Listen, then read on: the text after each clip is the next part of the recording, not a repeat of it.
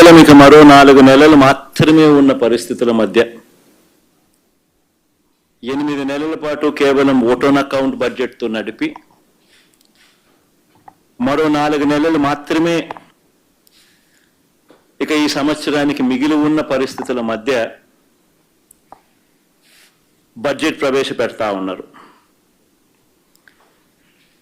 ఆశ్చర్యం కలిగించే విషయం ఏమిటి అంటే ఇంతకాలం బడ్జెట్ పెట్టకుండా ఎందుకు సాగదీసినట్టు అని.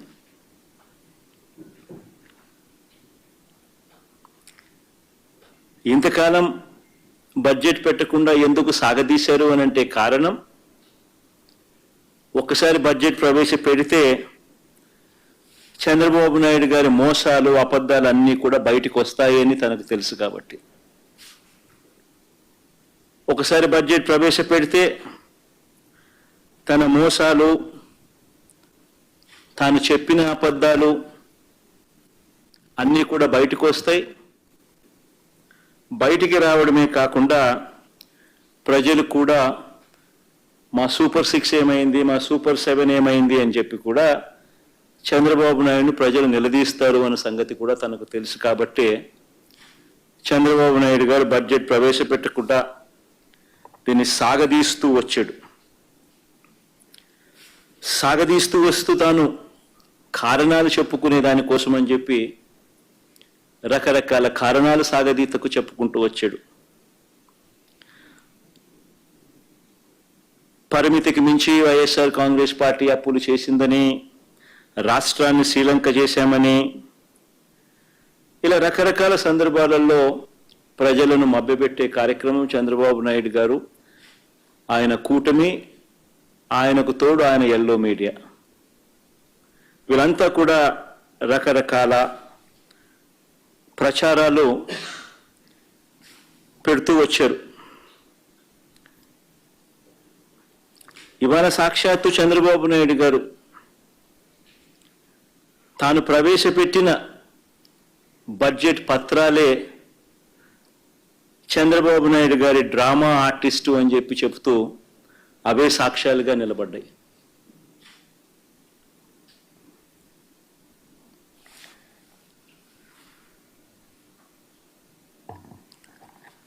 చంద్రబాబు నాయుడు గారు తాను చెప్పిన అబద్ధాలు ఎలా ఉంటాయి అని అంటే, ఆర్గనైజ్డ్ క్రైమ్ అనేది చంద్రబాబు నాయుడు ఎలా చేస్తాడు అన్నది నిజంగా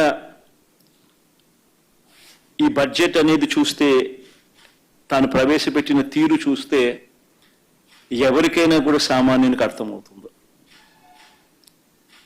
నిజంగా ఒక ఆర్గనైజ్డ్ క్రిమినల్ ఏ మాదిరిగా చేస్తాడు. తానే ఆర్గనైజ్డ్ క్రైమ్లో భాగంగా ఎలా ఉంటుందనంటే, చంద్రబాబు ముందుగా తన చేతిలో ఉన్న తన ఎల్లో మీడియా ద్వారా పదే ఆర్గనైజ్డ్ క్రైమ్ ప్యాటర్న్ చెప్తా ఉన్నా ఎలా ఉంటుందనంటే, తన చేతిలో ఉన్న ఎల్లో మీడియాతో పదే పదే అబద్ధాలు రాయిస్తారు. ఆ తర్వాత అదే విషయాన్ని ఇదే చంద్రబాబు పదే పదే మాట్లాడుతూ పోతాడు.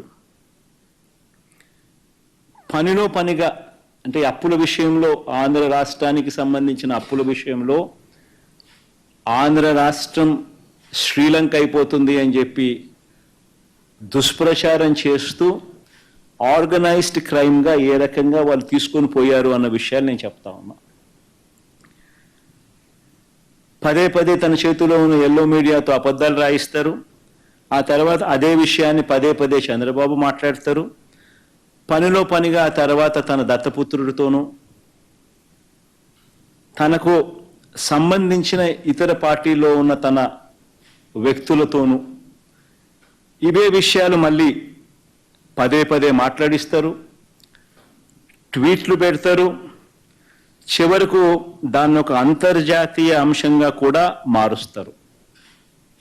ఇదంతా ఆర్గనైజ్డ్ క్రైమ్లో భాగంగా వీళ్ళంతా కూడా చేస్తారు. ఎందుకు ఈ విషయాలన్నీ కూడా చెప్తా ఉన్నాను అని అంటే, ఈ ఆర్గనైజ్డ్ క్రైమ్ అన్నది ఏ విధంగా జరిగింది అని చెప్పి మీ అందరికీ కూడా ఎక్స్ప్లెయిన్ చేయబోతా ఉన్నా. సాక్ష్య ఆధారాలతో సహా చూపిస్తా. మామూలుగా అయితే మీ అందరికీ తెలిసిన విషయమే, నాకు తెలిసిన విషయమే, అందరికీ తెలిసిన విషయమే, కామన్ సెన్స్ ఉన్న వాళ్ళు అందరికీ కూడా తెలిసిన విషయమే. ఏ రాష్ట్రమైనా కూడా, ఏ ప్రభుత్వాన్ని తీసుకున్నా కూడా ఆ ప్రభుత్వం అప్పులు చేయడము, అప్పులు తీసుకోవడం అన్నది బడ్జెట్లో భాగమే. ఇవన్నీ సర్వసాధారణంగా జరిగే విషయాలే. ప్రతి ప్రభుత్వానికి, ప్రతి రాష్ట్రానికి ఎఫ్ఆర్బిఎం లిమిట్స్ ఉంటాయి. కేంద్ర ప్రభుత్వం చెప్తుంది జిఎస్డిపిలో ఇంత పర్సెంటేజు మీరు బారో చేసుకోవచ్చు అని. ఆ బారో చేసుకునే సొమ్ము ఆర్బీఐ ద్వారా, ఎస్డిఎల్స్ రూపేణ, స్టేట్ డెవలప్మెంట్ లోన్స్ రూపేణ ఆర్బీఐ ద్వారా ఆ అప్పులు కూడా ఆర్గనైజ్ చేస్తారు. ఏ ప్రభుత్వమైనా కూడా ఇంత పర్సెంటేజ్ ఆర్బీఐ ఏదైతే చెప్తుందో, జిఎస్డిపిలో ఇంత పర్సెంటేజ్ అని ఏదైతే చెప్తుందో, 3%, 3.5% ఆఫ్ ది జిఎస్డిపి అని ఏదైతే చెప్తారో అంతే పర్సెంటేజ్లో ఎవరైనా తీసుకోగలుగుతారు. బియాండ్ దట్ పర్సెంటేజ్ ఎవరు తీసుకునేదానికి స్వేచ్ఛ ఉండదు అన్న సంగతి అందరికీ తెలిసి ఉన్న సంగతే. కానీ ఇదే పెద్ద మనిషి చంద్రబాబు నాయుడు గారు ఏ రకంగా ప్రచారాలు చేశారో, చంద్రబాబు నాయుడు గారి కూటమి ఏ రకంగా ప్రచారం చేశారో, చంద్రబాబు గారి ముఠా ఏ మాదిరిగా ప్రచారం చేశారో మీ అందరికీ తెలుసు. ఏ బ్యాంక్ అయినా కూడా రుణాలు ఎవరికైనా కూడా, రాష్ట్ర ప్రభుత్వానికైనా ఇవ్వాలన్నా ఇది ఒక ప్రొసీజర్. ఒకవేళ కార్పొరేషన్ ఏదైనా లోన్లు తెచ్చుకోవాలన్నా కూడా ఆ కార్పొరేషన్ను కూడా ఇష్టం వచ్చినట్టుగా లోన్లు తీసుకునే పరిస్థితి కూడా ఉండదు. ఏ బ్యాంక్ అయినా కూడా చంద్రబాబు ముఖము, జగన్ ముఖము చూసి ఇవ్వరు. రాష్ట్ర ప్రభుత్వానికి లేదా ఒకవేళ కార్పొరేషన్ తీసుకుని జరిగితే ఆ కార్పొరేషన్ తీర్చగలుగుతుందా లేదా అన్న కెపాసిటీస్ని ఆధారంగానే తీసుకుని ఇస్తారే తప్ప చంద్రబాబు సుందర ముఖార విందాన్ని చూసో, జగన్మోహన్ రెడ్డి సుందర ముఖార విందాన్ని చూసో ఎవరు ఏ బ్యాంకులు లోన్లు ఇవ్వరు. రాష్ట్ర ప్రభుత్వానికి కానీ, రాష్ట్ర ప్రభుత్వాలకు సంబంధించిన కార్పొరేషన్లకు కానీ ఏదైనా లోన్లు ఇచ్చేటప్పుడు ఇవన్నీ కూడా వాస్తవాలు అయినప్పటికీ కూడా ఏ రకంగా తప్పుడు ప్రచారాలు చేస్తూ, ఏ రకంగా ఒక పద్ధతి ప్రకారం, ఒక ఆర్గనైజ్డ్గా ఏ రకంగా పద్ధతి ప్రకారం వీళ్ళు తీసుకొని పోయారు అబద్ధాలు చెప్తూ అని ఒకసారి నేను చెప్తా. 5/4/2022 ఫస్ట్ పోతాం. అంటే 2022 సంవత్సరం నుంచి స్టార్ట్ చేస్తారనమాట ముమ్మరంగా ఈ ప్రచారాన్ని. అంటే వీళ్ళ ప్రచారానికి ముఖ్య ఉద్దేశం ఏంటి అని అంటే, జగన్కి ఎవరు లోన్లు ఇవ్వకూడదు, జగన్ ప్రభుత్వానికి కేంద్రం కూడా సహాయం చేయకూడదు, జగన్ ప్రభుత్వం ఫెయిల్ కావాలి, జగన్ ప్రభుత్వం ఫెయిల్ అవుతే తద్వారా రాజకీయంగా వాళ్ళు లబ్ధి పొందాలి. ఇది వాళ్ళకు ఉద్దేశం, బ్యాక్గ్రౌండ్ ఉద్దేశం. ఈ స్కెచ్ని ఏ రకంగా ఇంప్లిమెంట్ చేస్తారు ఆర్గనైజ్డ్ క్రైమ్లో భాగంగా అంటే ఒక్కసారి గమనిస్తే చూస్తాం. 5/4/2022 ఈ డేట్లు కొంచెం ఇంట్రెస్టింగ్గా ఉంటుంది నేను చెప్పబోయే సబ్జెక్టు. కాబట్టి కొంచెం డేట్లు కొంచెం ఫాలో కాండి. ఏ రకంగా వీళ్ళు ఆర్గనైజ్డ్ క్రైమ్లో భాగంగా ఏ రకంగా తీసుకొని పోతారు అనేదానికి చెప్తా. అప్పుల విషయంలో అప్పులన్నీ కూడా విత్ ఇన్ లిమిట్స్ జరిగినప్పటికీ కూడా చంద్రబాబు నాయుడు గారి కన్నా వైఎస్ఆర్సీపీ ప్రభుత్వం ఇంకా బెటర్గా పర్ఫామ్ చేసినప్పటికీ కూడా ఏ రకంగా దుష్ప్రచారం చేస్తూ పోయారు అన్నదానికి నిదర్శనాలు. 5/4/2022 చంద్రబాబు నాయుడు గారు మొదలెడతారు. మరో శ్రీలంకగా రాష్ట్రమని చంద్రబాబు నాయుడు అంటారు. చంద్రబాబు స్టేట్మెంట్ వెంటనే ఈనాడులో దాన్ని అలా చూపిస్తారనమాట, ప్రచురణ చేయడం మొదలు పెడతాడు. దీని తర్వాత రాష్ట్రం దివాలా తీసినట్టు సీఎం ప్రకటిస్తారేమో అని చెప్పి మళ్ళీ చంద్రబాబు నాయుడు అంటాడు. ఇది 13/4/2022 13/4/2022లో అంటాడు. వెంటనే ఈనాడు మేలుకోకుంటే మనకు శ్రీలంక గతే అని చెప్పి రాస్తుంది ఈనాడు. 19/4/2022 వెంటనే ఈనాడు మేలుకోకపోతే మనకు శ్రీలంక గతే అని రాసేస్తుంది. దీని తర్వాత తండన తాన అంటూ దత్తపుత్రుడు శ్రీలంక పరిస్థితికి రాష్ట్రం కూతవేటు దూరంలోనే ఉంది అని చెప్పి ట్వీట్ చేస్తాడు 17/5/2022.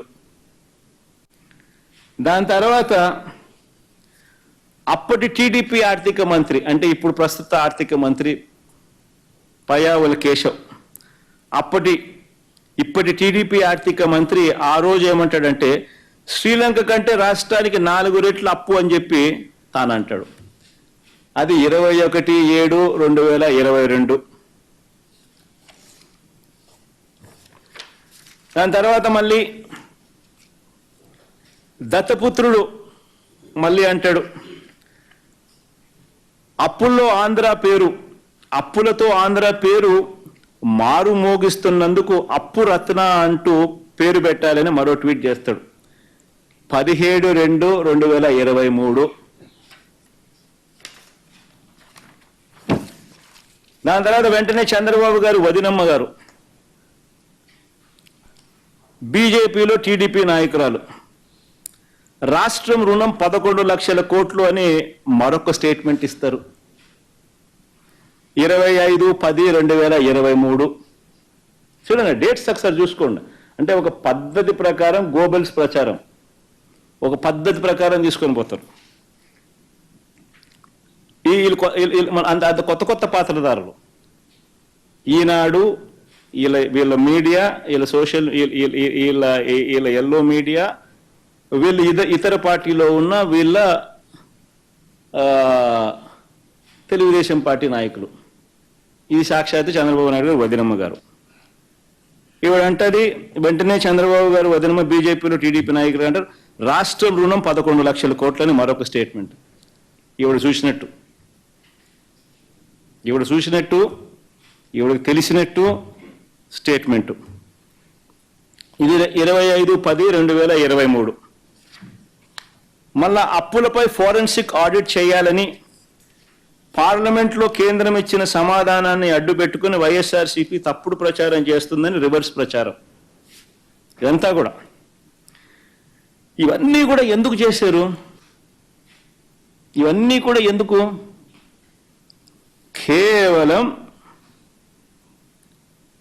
ఇవన్నీ చెప్పడం, ఢిల్లీకి పోవడం, రకరకాల ఏజెన్సీలకు లెటర్లు రాయడం, ఇవన్నీ ప్రచారాలు చేయడం ఎందుకు? వైఎస్ఆర్సీపీ హయాంలో వైఎస్ఆర్సీపీకి రాష్ట్ర ప్రభుత్వానికి అప్పులు రాకూడదు, కేంద్ర ప్రభుత్వం సహకరించకూడదు,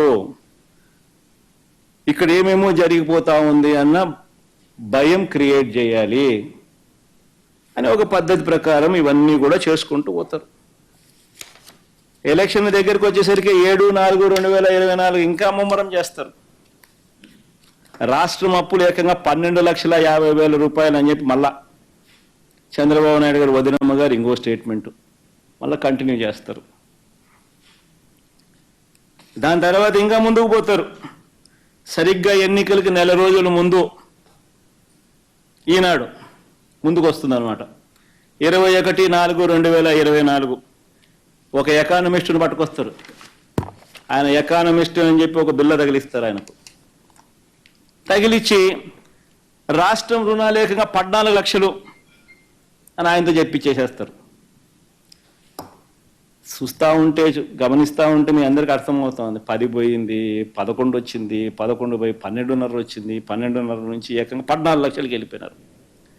ఎన్నికలకు అంతా 21/4/24 ఎన్నికలకు ముందు, ఎన్నికల దగ్గరకు వచ్చేసరికి ఒక పద్ధతి ప్రకారము ఒక విషియస్ క్యాంపెయిన్, అబద్ధాల క్యాంపెయిన్.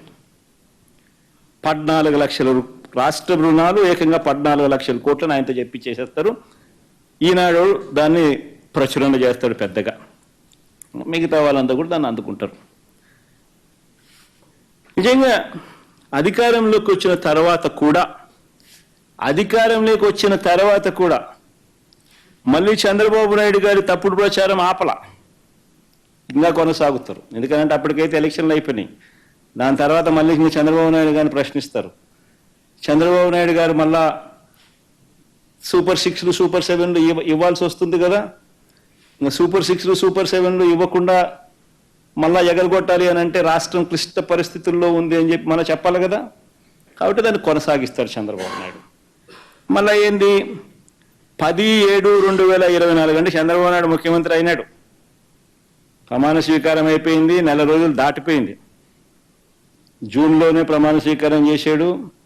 జూన్ 4 ఎన్నికల రిజల్ట్స్ వచ్చాయి. ఇది 10/7/2024 చంద్రబాబు నాయుడు అధికారంలోకి వచ్చిన తర్వాత ఆర్థిక శాఖ రివ్యూ చేస్తూ రాష్ట్రం అప్పుడు 14 లక్షల కోట్లు అని చెప్పి లీక్ ఇస్తాడు. అది ఈనాడు రాస్తాడు, దాన్ని ఈటీవీ వాడు చూపిస్తాడు.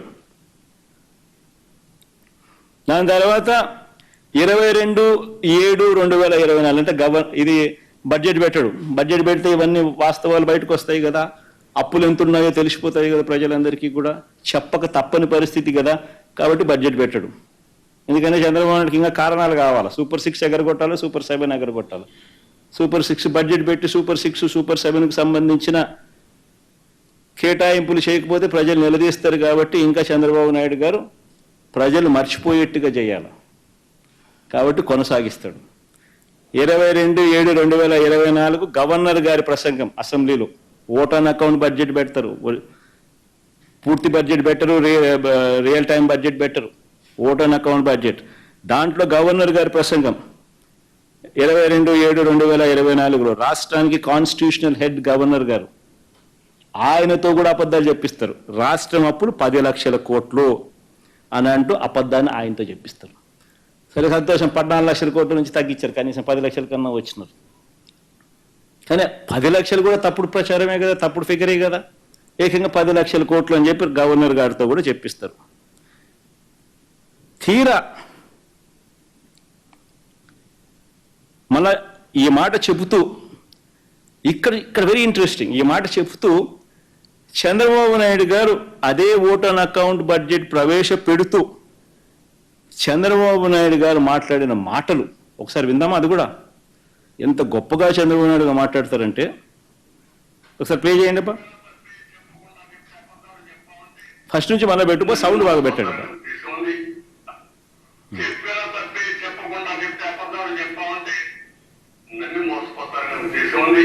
అది నమ్మకుండా ఉండాలంటే మనం కూడా బాధ్యతగా ప్రజా చైతన్యం తీసుకొస్తే ఇలాంటి సమస్యలకు ఒకే దేవుడు, అది ప్రజా చైతన్యం అని చెప్పడానికి మీ అందరికీ బాధ ఉంది, ఆవేదన ఉంది.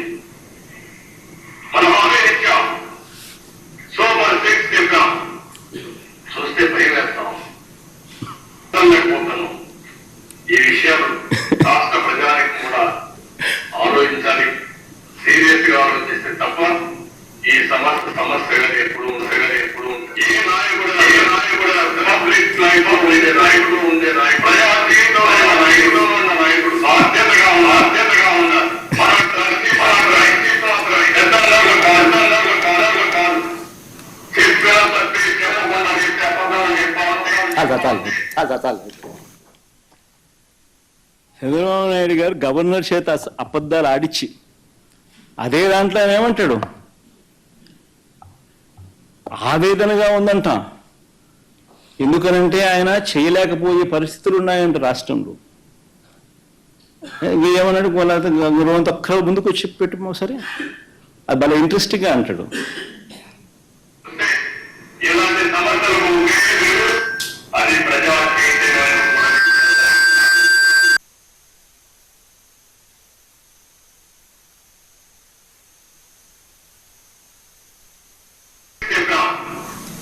చూస్తే భయం వేస్తాం, ముందు కదలలేకపోతున్నాం.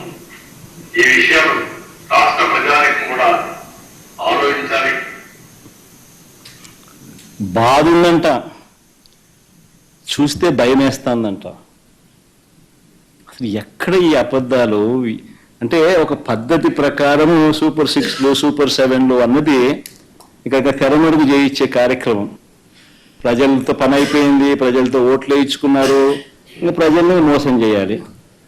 మోసం చేయడానికి కూడా మళ్ళీ అయింది, కనీసం ప్రజలకు మోసం చేసే కార్యక్రమమైనా కానీ కనీసం నిజాయితీతో అయా నేను నిన్ను మోసం చేస్తున్నాను అని కూడా చెప్పలేరు. మళ్ళా దానికి జగన్ కావాలా, ఎవడో ఒకరి ముందు ఏలైతే చూపించాలా. కాబట్టి మళ్ళీ దానికి ప్లాట్ఫామ్ సెట్ చేస్తూ ఉన్నారు. బడ్జెట్ పెడితే ఎక్కడ నిజంగా అప్పులు ఎంత ఉన్నాయి, రాష్ట్రానికి ఎంత అప్పులు ఉన్నాయో చూపించాలి, తెలిసిపోతుంది. ప్రతి సంవత్సరం బడ్జెట్ డాక్యుమెంట్స్ లో ఖచ్చితంగా రాష్ట్రానికి ఉన్న అప్పులన్నీ కూడా మ్యాండేటరీగా చూపించారు. కాబట్టి ఓపెన్ అకౌంట్ బడ్జెట్ ప్రవేశపెడతారు, ఒరిజినల్ బడ్జెట్ పెట్టరు, రియల్ టైం బడ్జెట్ ప్రవేశపెట్టకూడదు, పెట్టరు. సూపర్ 6లో సూపర్ 7లో ఎగరగొట్టాలి అని అంటే ఏం చేయాలి? ఇది బాధగా ఉందంటాడు, ఆవేదనగా ఉందనంటాడు, కానీ రాష్ట్రం క్లిష్ట పరిస్థితిలో ఉందంటాడు, భయం వేస్తుందని అంటాడు. నిజంగా ఈయన యాక్షన్ చూస్తూ ఉంటే దాన వీర సూర కర్ణలో ఎన్టీ రామారావు గారి యాక్షన్ మీరు చూసారో లేదో కానీ ఆ యాక్షన్ మించిపోయాడు. రామారావు గారి యాక్షన్ నథింగ్. చంద్రబాబు అనే వ్యక్తి యాక్షన్ మామూలుగా లేదు.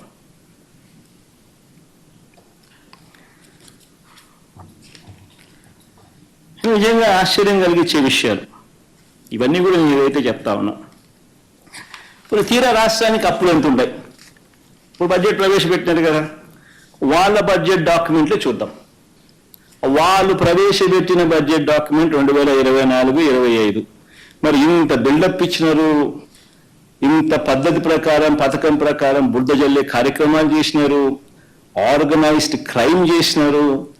ఈ ఆర్గనైజ్డ్ క్రైమ్ నేపథ్యంలో నిజంగా వాళ్ళు ప్రవేశపెట్టిన బడ్జెట్ డాక్యుమెంట్లో రాష్ట్రానికి సంబంధించిన అప్పులు ఎంత ఉన్నాయి ఒక్కసారి చూద్దాం. వాళ్ళ బడ్జెట్ డాక్యుమెంట్స్ని ఒకసారి చూపించాము. ఒకసారి బడ్జెట్ డాక్యుమెంట్ ఇది పేజ్ నెంబర్ 14, పేజ్ నెంబర్ 16 స్వయంగా చంద్రబాబు నాయుడు గారు ప్రవేశపెట్టిన వాళ్ళ రాష్ట్ర బడ్జెట్ డాక్యుమెంట్స్. దీంట్లో ఒక్కసారి గమనిస్తే పబ్లిక్ డెట్ 2018-19 నాటికి పబ్లిక్ డెట్ అంటే అప్పులు. ఇక పబ్లిక్ డెట్ 2018-19 నాటికి 2,57,509 కోట్లు. అంటే ఆయన దిగిపోయే నాటికి 2,57,000 కోట్లు గవర్నమెంట్కి సంబంధించిన అప్పులు.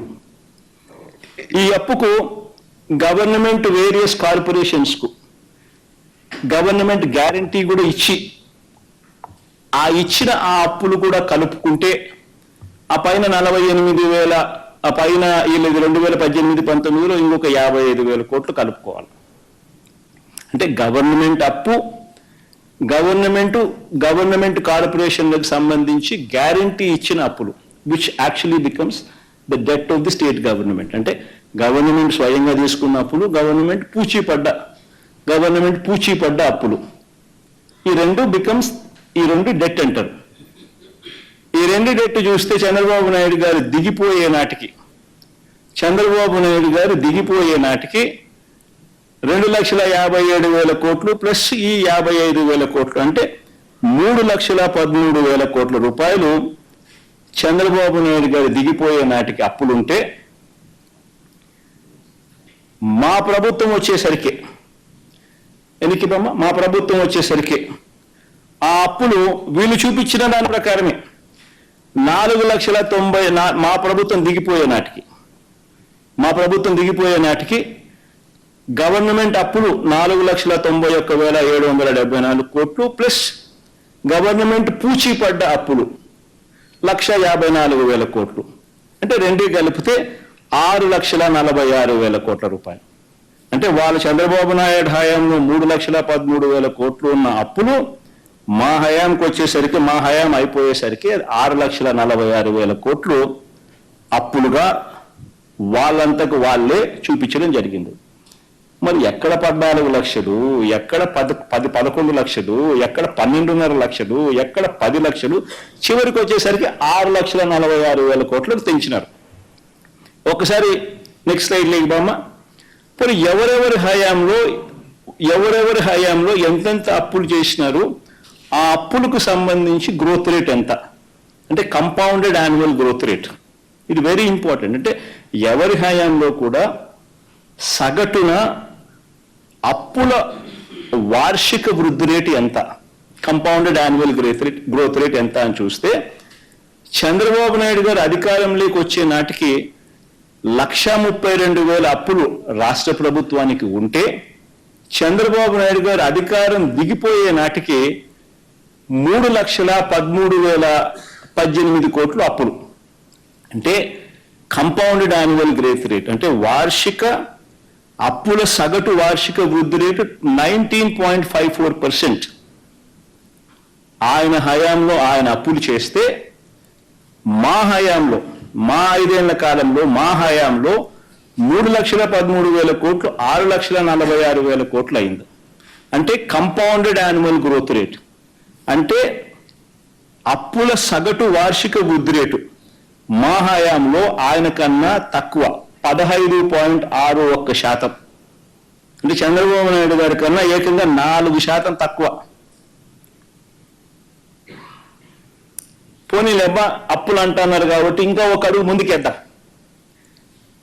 ఇంకా ఒక అడుగు ముందుకేసి నాన్ గ్యారంటీడ్ అప్పు కూడా తీసుకున్నాం. నాన్ గ్యారంటీడ్ అప్పు కూడా తీసుకుంటే పవర్ సెక్టర్కు ప్రధానంగా ఉంటాయి కాబట్టి అది కూడా తీసుకున్నాం. అది కూడా తీసుకుంటే చంద్రబాబు నాయుడు గారి హయాంలో 8,638 కోట్ల రూపాయలు ఉన్న నాన్ గ్యారంటీడ్ పబ్లిక్ సెక్టర్ కార్పొరేషన్స్కి సంబంధించిన నాన్ గ్యారంటీడ్ డెట్ ఆయన హయాం ముగిసే లోపల 77,228 కోట్లకు తీసుకుపోయినాడు. డిస్కాములన్నీ పవర్ సెక్టర్ కార్పొరేషన్స్ డిస్కాములు ప్రధానంగా 77,228 కోట్లు తీసుకుపోయి నాన్ గ్యారంటీడ్ డెట్ 54.98% పెరిగింది. మేము డిస్కాములను కాపాడడానికి public sector corporations non guaranteed liabilities అయినా కూడా దానిని తగ్గించే కార్యక్రమం మేము చేసినాం. మా హయాంలో 0.48% మైనస్. అంటే 77,000 కోట్లు ఉంటే దాన్ని 75,386 కోట్లకు తగ్గించడం పెరక్కపోగా. తీరా ఈ గవర్నమెంట్ డెట్ ఒకసారి చూస్తే గవర్నమెంట్ అప్పు, గ్యారంటీడ్ అప్పు, నాన్ గ్యారంటీడ్ అప్పు అన్ని కేటగిరీస్లో కూడా చూస్తే చంద్రబాబు నాయుడు గారు ఎక్కే నాటికి 1,40,000 కోట్లు, చంద్రబాబు నాయుడు దిగే నాటికి 3,90,000 కోట్లు. అంటే కంపౌండెడ్ యాన్యువల్ గ్రోత్ రేట్ 22.63%.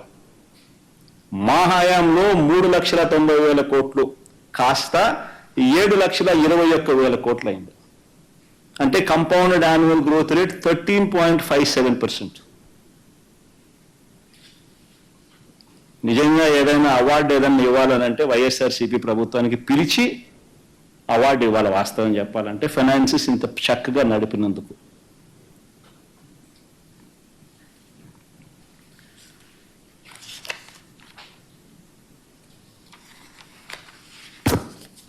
నేను ఒకటే అడుగుతా ఉన్నా, మళ్ళీ వీళ్ళు ప్రచారం చేసినట్టుగా 14 లక్షల కోట్లు ఏమైంది, 12.5 లక్షల కోట్లు ఏమైంది, 10 లక్షల కోట్లు ఏమైంది? మీ బడ్జెట్ డాక్యుమెంట్ల ప్రకారమే, మీరు చూపించిన బడ్జెట్ డాక్యుమెంట్ల ప్రకారమే గవర్నమెంట్ డెట్ 6,46,000 కోట్లను మాత్రమే చూపిస్తున్నారు. మరి 6,46,000 కోట్లు మాత్రమే ఉందని చెప్పి మీ గవర్నమెంట్ డాక్యుమెంట్లలో మీరే చూపించగా, మరి ఇవన్నీ ఇంతకు ముందు చేసిన ప్రచారాలు దుష్ప్రచారాలే కదా. మరి ఆ మాదిరిగా చేయడం ధర్మమేనా? మరి ఎవరి పాలనలో రాష్ట్రం శ్రీలంక అయిపోయింది? అప్పురత్న అన్న బిరుదు ఎవరికి ఇవ్వాలి? కంపౌండెడ్ యాన్యువల్ గ్రోత్ రేట్ ఆయన హయాంలో 22.63%, మా హయాంలో 13.57%. ఎవరికి ఇవ్వాలి బిరుదు? గవర్నమెంట్ డెట్ వాళ్ళ బడ్జెట్ డాక్యుమెంట్ ప్రకారం తీసుకున్న కంపౌండెడ్ యాన్యువల్ గ్రోత్ రేట్ 19.54%, మా హయాంలో 15.61%. పోనీ ఎవరికి ఇవ్వాలా? అప్పురత్న అనే అవార్డు ఎవరికి ఇవ్వాలా? రాష్ట్రం శ్రీలంక ఎవరి హయాంలో అయ్యింది? అది ఎవరుంటే అయ్యే అవకాశాలు ఎక్కువ. అది బెటర్ క్వశ్చన్, ఎందుకంటే అట్లా కాల. కానీ అయ్యింది అని చెప్పి గంభీరంగా ప్రచురణ. ఎందుకు? సూపర్ 6 ఇవ్వాలి, సూపర్ 7 ఇవ్వాలి. ఆ ప్రచురణ లేకపోతే సో రాష్ట్రం క్లిష్ట పరిస్థితిలో ఉన్నాయి అని చెప్పి చెప్పక తప్పదు. ఇంకా అన్నిటికన్నా గుర్తుపెట్టుకోవాల్సింది ఏం తెలుసా? మా 6,46,000 కోట్లు ఏదైతే 3,13,000 కోట్లు వాళ్ళ హయాంలో, వాళ్ళ బడ్జెట్ డాక్యుమెంట్స్లో వాళ్ళ హయాంలో 1,32,000 నుంచి 3,13,000 కోట్లకు చంద్రబాబు నాయుడు ఏదైతే తీసుకొని పోయాడో ఆ 3,13,000 కోట్ల నుంచి మేము ఏదైతే 6,46,000 కోట్లకు మేము ఏదైతే తీసుకొని పోయామో అది కూడా సగటు annual growth rate, compounded annual growth rate Chandrababu Naidu హయాంలో 19.54% ఉంటే మా హయాంలో 15.61% ఏదైతే చంద్రబాబు నాయుడు గారి కన్నా తక్కువ చేసినామో ఇవన్నీ కూడా ఏంటి? 2 సంవత్సరాలు కోవిడ్ ఉన్న పరిస్థితుల మధ్య ఈ పర్ఫార్మెన్స్ మాకు ఎందుకు అవార్డు ఇవ్వాలి అని అంటే 2 సంవత్సరాలు కోవిడ్ ఉన్నా కూడా చంద్రబాబు కన్నా బెటర్ పర్ఫార్మెన్స్ ఇచ్చినాం. కోవిడ్ వల్ల దేశం కాదు ప్రపంచ ఆర్థిక పరిస్థితులన్నీ కూడా అతలాకుతలమైన పరిస్థితులు, రాష్ట్రంలో కూడా అతలాకుతలమైన పరిస్థితులు, రాష్ట్రంలో రావాల్సిన ఆదాయాలు తగ్గిన పరిస్థితి, రాష్ట్రంలో అనుకోని ఖర్చు పెరిగిన పరిస్థితులు. ఇన్ని నేపథ్యంలో కూడా చంద్రబాబు నాయుడు కన్నా బెటర్ పర్ఫార్మెన్స్ ఇస్తూ ఉన్న డేటా.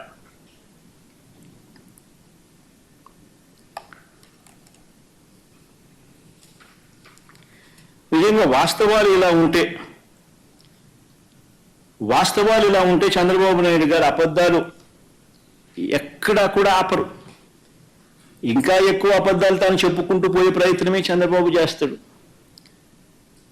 ఇవన్నీ చెప్పుకుంటూ చంద్రబాబు నాయుడు ఇంకా ఒక అడుగు ముందుకేస్తే చెల్లించాల్సిన బిల్లులు ఉన్నాయి, చెల్లించాల్సిన బకాయిలు ఉన్నాయి అని కొత్తగా ఏదో ఇప్పుడే తానేదో ఈ ప్రభుత్వంలో మాత్రమే ఇది జరిగింది అన్నట్టుగా చంద్రబాబు నాయుడు గారు చెప్పుకొస్తా ఉన్నారు. నేను అడుగుతా ఉన్నా, ప్రతి ప్రభుత్వంలో కూడా ప్రతి సంవత్సరం కూడా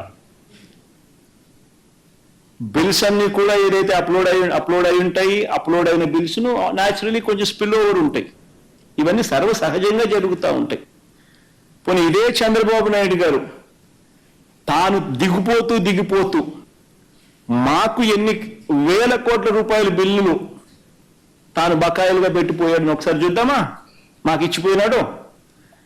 ఒక్క పవర్ కంపెనీలకు ఇంతకుముందే నేను చూపించి ఇంతకుముందు స్లైడ్, ప్రీవియస్ స్లైడ్ చూపించమా? ఇంతకుముందు స్లైడ్లో పవర్ కంపెనీలకు మాత్రమే డిస్కాములు పవర్ కొన్నాయి. కొనిన ఆ కంపెనీలకు డబ్బులు ఇలా. చంద్రబాబు నాయుడు గారి హయాంలో అటువంటి డిస్కామ్ లైబిలిటీని 21,541 కోట్ల రూపాయలు అంటే కరెంటు సప్లై చేసిన డబ్బులు ఇలా 21,541 కోట్ల రూపాయలు. అది ఒకటే. నెక్స్ట్ సైడ్ పోదాంపమ్మా. అవి కాక చంద్రబాబు నాయుడు గారు పోతూ మాకు గిఫ్ట్గా ఇచ్చింది ఏం తెలుసా? ఇన్ని లైబిలిటీస్ 42,183 కోట్ల రూపాయలు లైబిలిటీస్ మాకు ఇచ్చిపోయినాడు, బకాయిలు పెట్టిపోయినాడు. మేం కట్టినాం. ఏ ఐటమ్స్లో తాను బకాయిలుగా పెట్టిపోయినాడని చూస్తే ఉపాధి హామీ బకాయిలు 2,340 కోట్లు. ఎన్ని చదివితే అన్నీ ఉంటాయి. ఉపాధి హామీ బకాయిలు 2,340 కోట్లు. ఉద్యోగులకు ఇవ్వాల్సిన 2 డిఏలు బకాయిలు పెట్టాడు. ఆరోగ్యశ్రీ బకాయిలు 680 కోట్లు. ఫీజు రీఇంబర్స్మెంట్ బకాయిలు 2,800 కోట్లు. రైతులకు ధాన్యం సేకరణ బకాయిలు 960 కోట్లు. విత్తన బకాయిలు 384 కోట్లు. క్రాప్ ఇన్సూరెన్స్ బకాయిలు 500 కోట్లు. చివరకు పిల్లలకు మధ్యాహ్న భోజనం వండే ఆయాలకు కూడా బకాయిలు. పిల్లలకి ఇచ్చే కోడిగుడ్లు అమౌంట్ కూడా బకాయిలు. ఒకసారి గమనిస్తే చంద్రబాబు నాయుడు గారు బకాయిలు పెట్టినవన్నీ ఎక్కడెక్కడ ఏమేమి పెట్టినాడని చెప్పి ఒకసారి చూసుకుంటా పోతా ఉంటే ఏకంగా 42,183 కోట్ల రూపాయలు చంద్రబాబు నాయుడు మాకు గిఫ్ట్గా బకాయిలు పెట్టి మాకు ఇచ్చిపోయినాడు. నేను ఎందుకు చెప్తా ఉన్నాను అంటే, ఏ ప్రభుత్వంలో అయినా కూడా చంద్రబాబు నాయుడు గారు పెట్టినంత బకాయిలు బహుశా ఉండవేమో కానీ ఈ స్థాయిలో ఉండవు. ఎవరైనా కూడా ఈ స్థాయిలో బకాయిలు పెట్టరు. కానీ కొద్ది గొప్ప బకాయిలు అనేవి జనరల్గా స్పిల్ ఓవర్ ఉంటాయి. ఒక సంవత్సరం అయిపోయిన తర్వాత నెక్స్ట్ ఇయర్కి వచ్చేసరికి న్యాచురల్గానే అప్లోడ్ అయిన బిల్స్ కొన్ని స్పిల్ ఓవర్ అయి కొన్ని బకాయిలు ఉండడం సర్వసహజం. ఇది మామూలుగానే జరుగుతూ ఉంటుంది, మామూలుగానే క్లియర్ అవుతా పోతూ ఉంటుంది. కానీ దీన్ని ఏదో చంద్రబాబు నాయుడు వక్రీకరించి, ఎందుకంటే ఆయన నెంబర్స్ అప్డేట్ కావాలి. ఆయన ఒక మోసానికి ముందుకు వచ్చినాడు. సూపర్ 6 సూపర్ 7 ఎగరగొట్టాలనేది ఆయన దూరపు ఆలోచన. ఆ సూపర్ 6 సూపర్ 7 ఎగరగొట్టడం కోసం అని చెప్పి చంద్రబాబు నాయుడుకు ఒక కథ బిల్డప్ కావాలా. ఆ కథలో బిల్డప్లో భాగంగా రాష్ట్రం చాలా క్లిష్ట పరిస్థితిలో ఉంది అని చెప్పి రాష్ట్రానికి అపఖ్యాత పాలు చేస్తూ రాష్ట్రానికి ఒక బిల్డప్ ఇవ్వాలా. ఆ బిల్డప్లో భాగంగా చంద్రబాబు నాయుడు చెప్పుకొచ్చే అబద్ధాలు చెప్తూనే ఉంటాడు. కానీ వాస్తవాలు ఇవి. ఇటువంటి అన్నీ కూడా వాస్తవాలు ఉన్నా కూడా చంద్రబాబు నాయుడు గారు ఒక పద్ధతి ప్రకారము ఎన్నికల వేళ తాను చెప్పిన హామీలను నెరవేర్చకుండా ఉండడం కోసం అబద్ధాలకు రెక్కలు కట్టి ఏ రకంగా చంద్రబాబు నాయుడు గారు ఆర్గనైజ్డ్ క్రైమ్ చేస్తా ఉన్నాడు, అందులో భాగస్వాములు వీళ్ళంతా ఎవరెవరు ఉన్నారు అన్నది మీ అందరికీ కూడా క్లుప్తంగా కూడా చెప్పుకొచ్చిన బాగానే అర్థమైంది అనుకుంటా. అందరికీ కూడా సుదీర్ఘంగా వివరణ ఇచ్చిన. ఇంకా అలాంటి ముందుకెళ్ళే విషయంలో నిజంగా చంద్రబాబు నాయుడు గారి పరిపాలన ఒకసారి గమనిస్తే వీళ్ళ ప్రచారాల్లో ముమ్మరంగా చెప్తా ఉంటారు 2014 నుంచి 19 మధ్య దేశ జీడిపిలో రాష్ట్ర వాటా. మామూలుగా రాష్ట్రంలో సంపద సృష్టిస్తా అని అంటాడు కదా చంద్రబాబు నాయుడు గారు. నిజంగా సంపద సృష్టించింది ఎవరిని ఒకసారి చూద్దాం. మా హయాంలో మాకు ఇంకా కోవిడ్ ఉంది, 2 ఏళ్ళు మాకు కోవిడ్ ఉన్నా కూడా రాష్ట్ర ప్రభుత్వం సంపద సృష్టించినారా లేదా అనేది చూడాలంటే ఎలా చూస్తారు? నేషనల్ జీడిపిలో రాష్ట్ర ప్రభుత్వం కాంట్రిబ్యూషన్ ఎంత అంటే రాష్ట్ర ప్రభుత్వానికి సంబంధించిన జిఎస్డిపి కాంట్రిబ్యూషన్ ఎంత అని ఒకసారి చూస్తే ఎవరు ఏ స్థాయిలో సంపద సృష్టించారు అనేది ఇట్టి అర్థమవుతుంది. ఒక్కసారి గమనిస్తే చంద్రబాబు నాయుడు గారి హయాంలో ఎటువంటి కోవిడ్ లేదు. అయినా కూడా చంద్రబాబు నాయుడు గారి హయాంలో దేశానికి సంబంధించిన జీడిపిలో, గ్రాస్ డొమెస్టిక్ ప్రోడక్ట్లో, జీడిపిలో, స్థూల ఉత్పత్తిలో రాష్ట్రానికి సంబంధించిన వాటా కేవలం 4.47% మాత్రమే. అదే మా హయాంలో కోవిడ్ ఉన్నా కూడా 2 సంవత్సరాలు రాష్ట్రానికి సంబంధించిన స్థూల ఉత్పత్తిలో అంటే జీడిపిలో రాష్ట్రం కాంట్రిబ్యూషన్ 4.83%. అంటే కోవిడ్ ఉన్నా కూడా చంద్రబాబు నాయుడు గారి కన్నా బెటర్ పర్ఫార్మెన్స్ ఎవరు చేసినారు అని చెప్పడానికి నిదర్శనం. ఇంకొక క్లిప్పింగ్ కూడా చూద్దాం. మామూలుగా మ్యానుఫ్యాక్చరింగ్ సెక్టర్ చూద్దాం. మామూలుగా ఉద్యోగాలు అంటాడు, పరిశ్రమలు అంటాడు. ఆయన ఏదో ఉద్యోగాల సృష్టిలో ఆయన ఏదో పిహెచ్డి తీసుకున్నట్టుగా బిల్డప్ ఇస్తాడు. అది చూద్దాం ఒకసారి. మ్యానుఫ్యాక్చరింగ్లో 2014 నుంచి 19 మధ్యలో రాష్ట్రం దేశానికి సంబంధించిన మ్యానుఫ్యాక్చరింగ్లో ఎంత కాంట్రిబ్యూట్ చేసింది అని చెప్పి చూద్దాం. 2014 నుంచి 19 మధ్య మ్యానుఫ్యాక్చరింగ్ అంటే దేశ వస్తు ఉత్పత్తిలో రాష్ట్రం వాటా దేశంలో ఎంత అని చూస్తే కేవలం 2.86% మాత్రమే. అదే 2 సంవత్సరాలు కోవిడ్ ఉన్నా కూడా అదే మా ప్రభుత్వ హయాంలో మ్యానుఫ్యాక్చరింగ్లో 2019 నుంచి 24 మధ్య దేశ వస్తు ఉత్పత్తిలో అంటే మ్యానుఫ్యాక్చరింగ్లో రాష్ట్రం వాటా 4.07%. అంటే ఇది జాల్దా ఏ రకంగా మ్యానుఫ్యాక్చరింగ్లో రాష్ట్రం పరుగులు తీసింది, చంద్రబాబు నాయుడు గారి హయాంలో ఎంత వెనకాల పడింది అని చెప్పడానికి ఇది నిదర్శనం కాదా అని అడుగుతా ఉన్నా. ఒకసారి నెక్స్ట్ క్లిప్పింగ్ కూడా ఒకసారి చూపించమా ఈ మధ్యకాలంలో. కాదు అది ముఖేష్ అంబానీతో ఫోటోలు అవన్నీ ఒకసారి చూపించు ఒకసారి. ఏదో ఈరోజు పొద్దున్న పేపర్లో ఏదో చూసా, అంబానీ వాళ్ళు వచ్చి చంద్రబాబు నాయుడుతో ఏదో అంబానీ ఏదో ఏదో ఏదో 65,000 కోట్ల పెట్టుబడులు అని చెప్పి ఏదో అన్నారు కదా. ఒకసారి అది కూడా చూద్దాం ఒకసారి. ఎవరెవరి హయాంలో ఎవరెవరు వచ్చినారు, అంబానీలు ఎప్పుడు వచ్చినారు, అదానీలు ఎప్పుడు వచ్చినారు, కుమారమంగళం బిర్లాలు ఎప్పుడు వచ్చినారు, ఇంకా బజాంకాలు ఎప్పుడు వచ్చినారు, ఇంకా ఆదిత్య బిర్లాతో ఏదో వీడియో కాన్ఫరెన్స్ ఏదో ఆయన పేరు ఏం పేరు ఆదిత్య మిట్టల్తో ఏదో వీడియో కాన్ఫరెన్స్ చేసి ఏదో తాను ఏదో ఉత్సాహంగా ఏదో 161,000 కోట్ల పెట్టుబడులు ఆయన చేస్తానని. ఒకసారి ఆయన ఆదిత్య మిట్టల్, ఆ పక్కన జగన్ ముఖ్యమంత్రిగా. ఇది స్విట్జర్లాండ్లో డావోస్లో. ఇంకా నెక్స్ట్ ఫోటో అమ్మా, ఆయన నేను కలిసి డావోస్లో నడుచుకుంటూ పోతా ఉన్న ఫోటో కలిసి. ఇది రెండో ఫోటో, ఇది అదాని వాళ్ళ ఫౌండేషన్ స్టోన్, విశాఖపట్నంలో data centre foundation stone. Next బామ్మ ఫౌండేషన్ స్టోన్. ఇది కుమారమంగళం బిర్లా వాళ్ళ ఫ్యాక్టరీ ఇనాగరేషన్.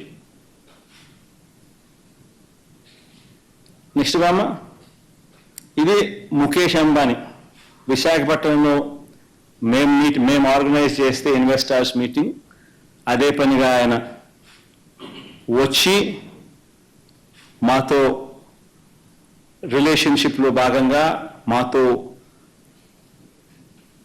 ఇంకా రిలేషన్షిప్స్ పెంచుకుంటూ రాష్ట్రంలో ఇన్ని వేల కోట్ల రూపాయలు పెట్టుబడి పెట్టబోతున్నాను అని చెప్పి ఏకంగా స్టేట్మెంట్ ఇచ్చిన పరిస్థితులు. ఆ స్టేట్మెంట్లో భాగంగానే ఫిబ్రవరి 2వ తారీఖునే, అంటే ఫిబ్రవరి 2, ఈ సంవత్సరం 2024 ఫిబ్రవరిలోనే 8 ప్రాజెక్టులు ఆల్రెడీ ఎథనాల్ ప్రాజెక్టులు ఆల్రెడీ కట్టడం మొదలుపెట్టాడు.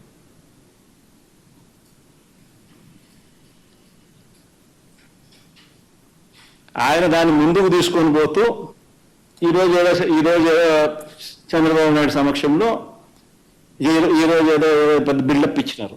ఏదో రిలయన్స్ 65,000 కోట్ల పెట్టుబడి ఈరోజు బిల్డప్ ఇచ్చినారు. దాని పునాది పడింది ఆ రోజు. దాని తర్వాతనే ఫిబ్రవరి 2వ తారీఖు ఫిబ్రవరి 2, 2024 ఫిబ్రవరి మాసంలో వాళ్ళు 8 ప్రాజెక్టులు ఎథనాల్ ప్రాజెక్టులు వాళ్ళు ఆల్రెడీ బయో ఎథనాల్ ప్రాజెక్టులను వాళ్ళు స్టార్ట్ చేస్తూ రిఫైనరీ స్టార్ట్ చేస్తూ 8 ప్రాజెక్టులు అప్పుడే స్టార్ట్ చేస్తారు ఫిబ్రవరి మాసంలో. మరి ఏ దానికైనా బిల్డప్పే.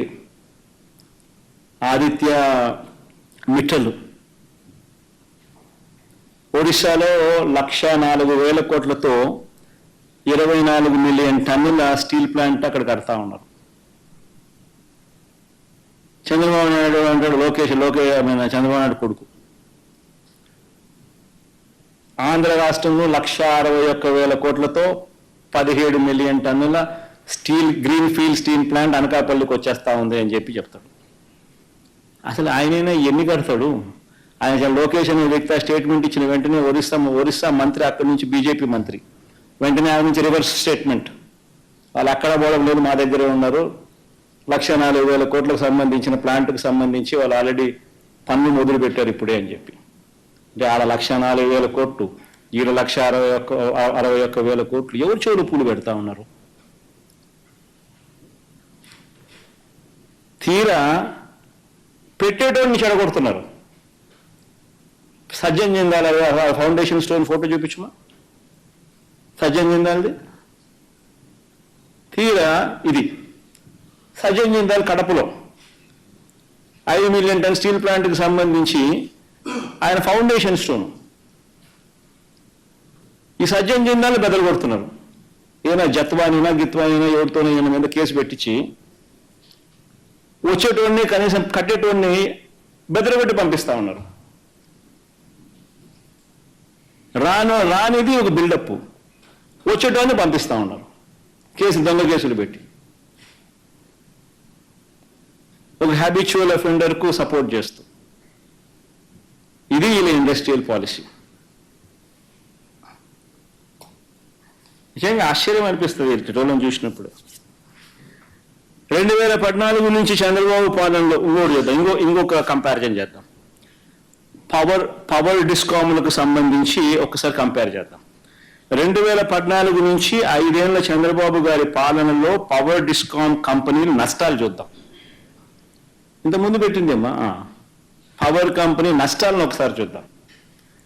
చంద్రబాబు నాయుడు గారి హయాంలో పవర్ డిస్కాములకు నష్టాలు చంద్రబాబు నాయుడు గారు గద్దె ఎక్కక మునుపు 6,625 కోట్లుంటే ఈయన అధికారంలోకి దిగే నాటికల్లా పవర్ డిస్కాములకు సంబంధించిన నష్టాలు 28,715 కోట్లకు ఎగ్గబాకినాయి. 22,000 కోట్ల రూపాయల నష్టాలు కేవలం చంద్రబాబు నాయుడు గారి పీరియడ్లో రిజిస్టర్ అయింది. మా హయాంలో ఎంత ఎఫిషియెంట్గా మేము డిస్కాములు నడిపినామనంటే కేవలం 395 కోట్ల రూపాయలు మాత్రమే అదనంగా పెరిగినది.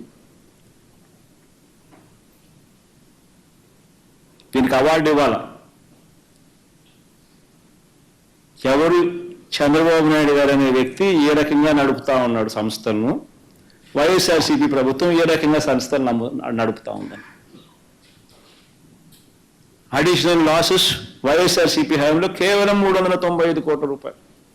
అదే చంద్రబాబు నాయుడు గారి హయాంలో అడిషనల్ లాసెస్ 22,000 కోట్ల రూపాయలు.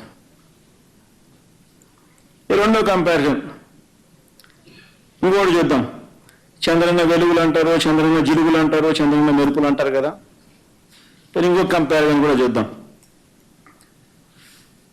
చంద్రబాబు నాయుడు గారి విద్యుత్ కంపెనీ అప్పులు. విద్యుత్ కంపెనీ అప్పులు 2014లో చంద్రబాబు నాయుడు గారి అధికారంలోకి రాక మునుపు 29,552 కోట్ల రూపాయలు మాత్రమే ఉంటే డిస్కాములకు సంబంధించిన అప్పులు చంద్రబాబు నాయుడు గారి దిగిపోయే సమయానికల్లా ఆ అప్పులు ఏకంగా 86,215 కోట్లకు ఎగబాకినాయి. డిస్కామ్ అప్పులు అంటే చంద్రబాబు నాయుడు గారి హయాంలో 56,664 కోట్ల రూపాయలు డిస్కాములను అప్పుల పాలు పెంచాడు. ఏకంగా కంపౌండెడ్ యాన్యువల్ గ్రోత్ రేట్ అంటే వార్షిక growth rate, compounded annual growth rate, సగటు యాన్యువల్ గ్రోత్ రేట్ 23.88% పెరిగింది. అదే వైఎస్ఆర్సీపీ హయాంలో మా ప్రభుత్వ హయాంలో డిస్కాముల అప్పులు ఎంత పెరిగినాయి అని అంటే 86,000 కోట్ల నుంచి 1,22,000 కోట్లకు పెరిగినాయి. అంటే 36,000 కోట్లు పెరిగినాయి.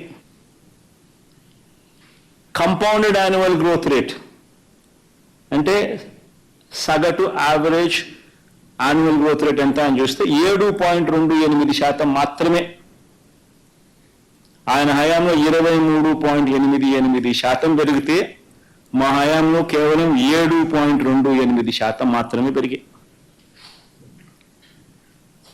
ఆశ్చర్యం కలిగించే విషయం ఇంకోటి చెప్పాలా, మామూలుగా ఈ డిస్కాములకు రాష్ట్ర ప్రభుత్వాలు సపోర్ట్ చేస్తాయి. సపోర్ట్ చేస్తేనే డిస్కాములకు సపోర్ట్ చేస్తేనే రాష్ట్ర ప్రభుత్వాలు సబ్సిడీ కింద ఇచ్చే సొమ్ములు ఈ డబ్బులన్నీ డిస్కాములకు కరెక్ట్గా ఇస్తూ సపోర్ట్ చేస్తేనే ఈ డిస్కాములు బతికేటివి, ప్రజల మీద కరెంటు భారం తగ్గుతుంది. చంద్రబాబు నాయుడు గారు హయాంలో డిస్కాములకు ఎంత సపోర్ట్ చేసింది స్టేట్ గవర్నమెంట్ అంటే 2014 నుంచి 19 మధ్య కేవలం 13,255 కోట్ల రూపాయలు మాత్రమే రాష్ట్ర ప్రభుత్వం డిస్కాములకు ఫైనాన్షియల్ సపోర్ట్ చేసింది. అంటే సబ్సిడీలకు ఇంకోటి ఇచ్చే డబ్బులు. అదే వైఎస్ఆర్సీపీ ప్రభుత్వం డిస్కాములకు సపోర్ట్ చేస్తూ ఎంత ఇచ్చిందో తెలుసా? 47,800 కోట్ల రూపాయలు ఇచ్చినాం. ఇలా 47,800 కోట్ల రూపాయలు ఇవ్వగలిగాం కాబట్టే చంద్రబాబు నాయుడు గారి హయాంలో కూడా ఆయన ట్రూ అప్ ఛార్జీలు, ఫ్యూల్ అడ్జస్ట్మెంట్ ఛార్జీలు ఇవన్నీ ఏకంగా బాధుడే బాధుడు అనే కార్యక్రమాలు ఏదైతే ఆయన ఇడిచిపెట్టిపోయినాడో మా మీద, అది మేము ప్రజలకు తక్కువగా ట్రాన్స్ఫర్ చేయగలిగినాం. రాష్ట్ర ప్రభుత్వం భరించగలిగింది, తోడుగా నిలబడగలిగింది డిస్కాములకు. అదే చంద్రబాబు నాయుడు గారు ఏం చేశారు? ఎన్నికలప్పుడు ఏమన్నాడు? ఆ క్లిప్పింగ్ కూడా మొన్న ఎప్పుడో ప్లే చేసిన చంద్రబాబు నాయుడు గారి క్లిప్పింగ్. కరెంటు బిల్లులు తగ్గిస్తాం, అధికారంలోకి వచ్చిన వెంటనే కరెంటు బిల్లులు తగ్గిస్తామని ఎన్నికలకు ముందు ప్రజలతో ఓట్లు వేయించక మునుపు ప్రజలు ఓట్లు వేయక మునుపు ఆయన అన్న మాటలు. ఎన్నికలు అయిపోయాయి, ప్రజలతో పని అయిపోయింది. వెంటనే ఏం చేశాడు? 5 నెలల్లో 5 నెలలు కూడా 6వ నెల కూడా ఇంకా పల్ల సరిగ్గా 5.5 నెలలు ఇప్పటికే 6వ నెల పడక మునిపే 17,899 కోట్ల రూపాయలు బాధుడే బాధుడు. ఇందులో 6,072 కోట్లకు సంబంధించిన వసూలు, ట్రోప్ ఛార్జీల వసూళ్లు ఇదే పెద్ద మనిషి చంద్రబాబు నాయుడు గారు నవంబర్ మాసంలో స్టార్ట్ అయిపోయింది. డిసెంబర్ మాసంలో ఇంకా వసూలు చేస్తారు. మిగిలిన 11,000 కోట్లకు సంబంధించి ఆ తర్వాత నెల బాధుడే బాధుడు స్టార్ట్. ఆ బాధే కార్యక్రమం అయినా కూడా రాష్ట్ర ప్రభుత్వం నుంచి డిస్కాములకు డబ్బులు ఇస్తే మేము ఇచ్చినట్టుగా 47,800 కోట్లు మేము ఇచ్చినట్టుగా ఈ మాదిరిగా ఇస్తే ఆ బాధలు తగ్గుతుంది కదా ప్రజల మీద. అది మాత్రం చేయడు. బాధాల్సిందే ప్రజలను, కానీ వేలెత్తి చూపించాల్సింది మాత్రం ఇంకొకరి మీద. చేసేది ఆయన, వేలెత్తి చూపించాల్సింది మాత్రం వేరే వాళ్ళ మీద చూపిస్తారు. డిస్కాములకు వచ్చే రాష్ట్ర ప్రభుత్వం నుంచి ఇచ్చే సపోర్టు 2019 నుంచి 24 మధ్యలో మా హయాంలో 47,800 కోట్ల రూపాయలు సపోర్ట్ చేస్తాం. చంద్రబాబు నాయుడు గారు 2014 నుంచి 19 ఆయన హయాంలో కేవలం 13,000 కోట్ల రూపాయలు మాత్రమే సపోర్ట్ చేశాడు. ఈసారి బహుశా అది కూడా చేయడము. అందుకని బాధుడే బాధుడికి శ్రీకారం చుట్టాడు. ఇంకొక శ్లోకం చూద్దామా? చంద్రబాబు గారు అంటారు, బడ్జెట్ కాబట్టి ఇవన్నీ చెప్పాల్సి వస్తాం. చంద్రబాబు నాయుడు గారు ఇంకొక స్లోగన్ అంటాడు, బాబు వస్తేనే సంపద సృష్టి అని. ఆశ్చర్యం నిజంగా చెప్పాలని అంటే, బాబు వస్తేనే సంపద సృష్టి అని చెప్పి ఒక్కసారి ఇది గమనిద్దాం. చంద్రబాబు నాయుడు గారు వచ్చిన తర్వాత 6 నెలలుగా రాష్ట్రానికి సంబంధించిన స్టేట్స్ ఓన్ రెవెన్యూస్ SOR ఈ 6 నెలల్లో చంద్రబాబు నాయుడు గారి ప్రభుత్వానికి సంబంధించిన states own revenues last year అంటే మా ప్రభుత్వానికి సంబంధించిన ఇవే 6 నెలలకు సంబంధించిన స్టేట్స్ ఓన్ రెవెన్యూస్ తో కంపేర్ చేసుకుంటే -2%. మా హయాంలో 42,436 కోట్ల రూపాయలు GST ద్వారా అయితేనేమి, స్టాంప్స్ అండ్ రిజిస్ట్రేషన్ ద్వారా అయితేనేమి, సేల్స్ ట్యాక్స్ ద్వారా అయితేనేమి, స్టేట్ ఎక్సైజ్ డ్యూటీ అయితేనేమి, అదర్ ట్యాక్సెస్ అయితేనేమి, ఈ ట్యాక్స్ రెవెన్యూస్ అయితేనేమి, నాన్ ట్యాక్స్ రెవెన్యూస్ అయితేనేమి, ఈ మైనింగ్ ఇటువంటి నాన్ అయితేనేమి, వీటి అన్నిటి ద్వారా SOR అంటే స్టేట్స్ ఓన్ రెవెన్యూస్ అంటారు. ఏప్రిల్ నుంచి సెప్టెంబర్ దాకా చూస్తే చంద్రబాబు నాయుడు గారు ఈ 6 సంవత్సరాల 6 నెలల కాలంలో 41,570 కోట్ల రూపాయలు వస్తే మొదటి 6 నెలల్లో మా హయాంలో 42,436 కోట్లు మా హయాంలో రిజిస్టర్ అయ్యాయి. అంటే రాష్ట్ర ఆదాయాలు పెరగాల్సింది పోయి తగ్గిన పరిస్థితులు. ఎందుకు? రావడం దోచేయడమే, రావడం దోచేయడమే. ఇసుక స్టాక్ యార్డ్లలో కనపడితే ఇసుక కనపడదు. ఎవడన్నా వ్యాపారం చేయాలని అనుకుంటే ఫస్ట్ ఆపేస్తారు. ఏ నియోజకవర్గమైనా చూసుకోండి, అందులో ఏ మైన్ చేయాలన్నా చూసుకోండి, అందులో ఏ ఫ్యాక్టరీ ఉన్నా తీసుకోండి, ఎక్కడైనా కూడా వీళ్ళకు డబ్బులు కట్టాల్సిందే, ఎమ్మెల్యేలతో రాజీ పడాల్సిందే, ఎమ్మెల్యేలకు అంత ఇంత ఇచ్చుకుంటే తప్ప నుంచి పనులు స్టార్ట్ అవ్వవు.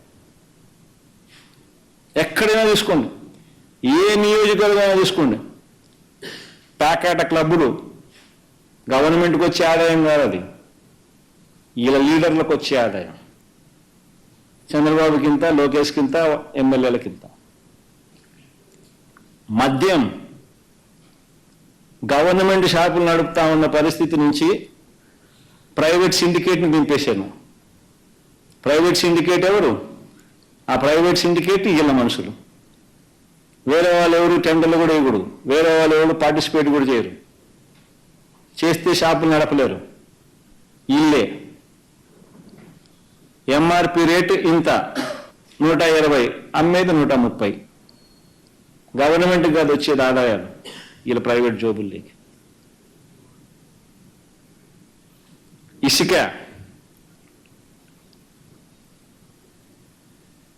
గవర్నమెంట్ సంవత్సరానికి 750 కోట్లు గవర్నమెంట్కి రాయల్టీ వచ్చేది, తనకు 370 చొప్పున.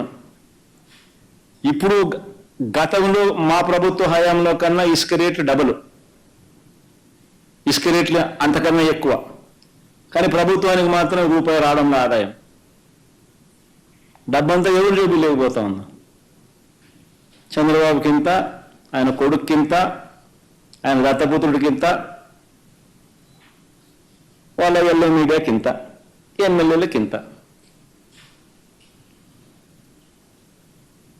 రాష్ట్రాన్ని దోచేస్తా ఉన్నారు. ఇంకొకటి చూద్దాం, ఇట్లా బడ్జెట్ కాబట్టి ఇంకో కొన్ని విషయాలు కూడా చెప్తాం. మూలధన క్యాపిటల్ ఎక్స్పెండిచర్, మూలధన వ్యయం మీద కూడా చంద్రబాబు నాయుడు గారు తప్పుడు ప్రచారాలు చేస్తారు. క్యాపిటల్ ఎక్స్పెండిచర్ మీద ఏదో జగన్ వస్తే ఓన్లీ సంక్షేమమే, జగన్ వస్తే అభివృద్ధి ఉండదు అని ఇంకొక దుష్ప్రచారం ఇది.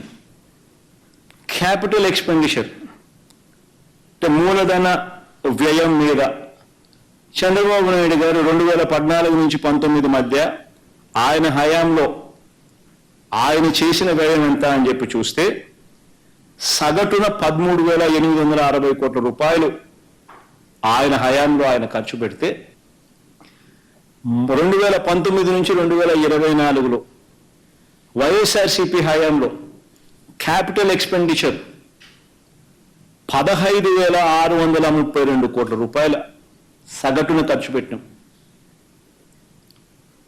అందుకే స్కూళ్ళు బాగుపడ్డాయి, అందుకే హాస్పిటళ్ళు బాగుపడ్డాయి, అందుకే ప్రతి గ్రామంలోనూ సచివాలయాలు వచ్చాయి, అందుకే ఈరోజు ప్రణాళికాబద్ధంగా ఈరోజు డ్యాములు కూడా నీళ్లు నిండుండాయి,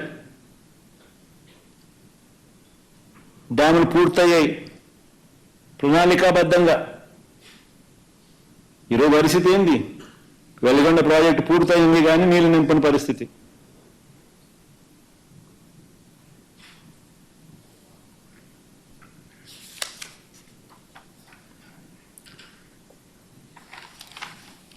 మా ప్రభుత్వం ఒకవైపున ఇవన్నీ కూడా పర్ఫార్మెన్స్లో చంద్రబాబు నాయుడు గారి ప్రభుత్వం కన్నా ఇంకా మెరుగైన పనితీరు చూపిస్తూ, మరోవైపున నిజాయితీతో పరిపాలన చేసినాం. ఎన్నికలప్పుడు ఎన్నికల మేనిఫెస్టో అని అంటూ ఏదైతే మేము మాట చెప్పామో పూచా తప్పకుండా అమలు చేశాం. ఒకసారి అవి కూడా ఒకసారి క్లిప్పింగ్ చూపించము. ఒకసారి మొట్టమొదటిసారిగా రాష్ట్ర చరిత్రలో ఎప్పుడు చూడాల, దేశ చరిత్రలో కూడా బహుశా ఎప్పుడు జరిగి ఉండకపోవచ్చు. బడ్జెట్ ప్రవేశపెట్టేటప్పుడే ఒక క్యాలెండర్ ఇచ్చి ఏ పథకం ఏ నెలలో అమలు అవుతుంది అని చెప్పి ఏకంగా సంక్షేమ క్యాలెండర్ను కూడా బడ్జెట్తో పాటు రిలీజ్ చేసిన ఏకైక ప్రభుత్వం మాదే. ఈ పాటికే జగన్ ఉండింటే ఈ నవంబర్ నెలాఖరికల్లా ఈ పాటికే వైఎస్ఆర్సీపీ ప్రభుత్వం ఉంటే ఈ పాటికే జగన్ ఉండింటే రాష్ట్ర ప్రజలకు ఈ పాటికి ఇవన్నీ కూడా వచ్చి ఉండేటివి. ఏప్రిల్ నెలలో జగనన్న వసతి దీవెన, వైఎస్ఆర్ వడ్డీ లేని రుణాలు స్వయం సహాయక సంఘాలకు, మే మాసంలో జగనన్న విద్యా దీవెన, వైఎస్ఆర్ ఉచిత పంటల బీమా, వైఎస్ఆర్ రైతు భరోసా, వైఎస్ఆర్ మత్స్యకార భరోసా డీజిల్ సబ్సిడీ కూడా. జూన్ మాసంలో బడులు తెరిచిన వెంటనే జగనన్న అమ్మఒడి, జూలై మాసంలో జగనన్న విద్యా కానుక, వైఎస్ఆర్ వాహన మిత్ర, వైఎస్ఆర్ కాపు నేస్తం, జగనన్న తోడు చిరు వ్యాపారులకు, ప్లస్ మిగిలిపోయిన లబ్ధిదారులకు ఆ 6 నెలల్లో ఎవరైనా కూడా మిగిలిపోయిన లబ్ధిదారులు ఎవరైనా ఉంటే వాళ్ళకు కూడా మళ్ళీ అప్లికేషన్ పెట్టి మళ్ళీ వాళ్ళకు కూడా సహాయం చేసే కార్యక్రమాలు. ఆగస్టు నెలలో జగనన్న విద్యా దీవెన మళ్ళీ ప్రతి 3 నెలలకు ఒకసారి ఇస్తా ఉన్న ఫీజు రీయింబర్స్మెంట్ పథకం 3 నెలలు అయిపోయిన వెంటనే మళ్ళీ ఆగస్టులో జగనన్న విద్యా దీవెన, వైఎస్ఆర్ నేతన్న నేస్తం. సెప్టెంబర్ మాసంలో వైఎస్ఆర్ చేయూత, అక్టోబర్ మాసంలో మళ్ళీ వైఎస్ఆర్ రైతు భరోసా 2వ విడత, నవంబర్ మాసంలో జగనన్న విద్యా దీవెన, వైఎస్ఆర్ సున్నా వడ్డీ రుణాలు రైతులకు. ఈ పాటికి ఇవన్నీ కూడా అయిపోయింది. జగనే ఉండింటే చంద్రబాబు నాయుడు గారు ముఖ్యమంత్రి అయ్యారు, అన్ని పథకాలన్నీ క్లోజ్. డిసెంబర్లో అంటే రేపు నెల వైఎస్ఆర్ ఈబీసీ నేస్తాం, వైఎస్ఆర్ లా నేస్తాం, మిగిలిపోయిన లబ్ధిదారులకు మళ్ళీ పథకాల వర్తింపు కార్యక్రమం. మళ్ళీ జనవరిలో వైఎస్ఆర్ రైతు భరోసా 2వ విడత, వైఎస్ఆర్ రైతు భరోసా 3వ విడత, వైఎస్ఆర్ ఆసరా, జగనన్న తోడు చిరు వ్యాపారులకు, వైఎస్ఆర్ పెన్షన్ కానుక పెన్షన్ పెంపు కార్యక్రమం. ఫిబ్రవరిలో జగనన్న విద్యా దీవెన మళ్ళీ ఆ త్రైమాసికానికి సంబంధించిన అక్టోబర్ నవంబర్ డిసెంబర్ సంబంధించిన త్రైమాసానికి సంబంధించిన ఫిబ్రవరిలో జగనన్న విద్యా దీవెన, జగనన్న చేదోడు నాయి బ్రాహ్మణులకు, రజకులకు, టైలర్లకు సంబంధించిన పథకం. మార్చిలో జగనన్న దీవెన, ఎంఎస్ఎంఈలకు ప్రోత్సాహకాలు. పద్ధతి ప్రకారం క్యాలెండర్ ఇచ్చి ఈ నెల ఇది, ఈ నెల ఇది, ఈ నెల ఇది అని చెప్పి 4 సంవత్సరాలు, నెక్స్ట్ స్లైడ్ లేకపోమ్మా, 4 సంవత్సరాలు కూడా బడ్జెట్లో ఈ స్లైడ్ కూడా పెట్టి, అంటే ఇప్పుడు చంద్రబాబు నాయుడు దాటివేయడానికి కోసం ప్రయత్నం చేస్తా ఉన్నాడు కాబట్టి, ఇవ్వకూడదని ప్రయత్నం చేస్తున్నారు కాబట్టి ఆయన పథకాలు ఎక్కడున్నాయని చెప్పి బడ్జెట్ చూస్తే కనిపించదు, ఎక్కడెక్కడనో వెతుక్కోవాలి. కనిపించకుండా కనిపిస్తాయి ఎక్కడో చోట. అది కూడా ఇచ్చేదానికి మనసు లేదు కాబట్టి ఇవ్వకూడదు అనుకుంటున్నాడు కాబట్టి అసలు అవి కూడా అది కూడా అరకొర కేటాయింపులు.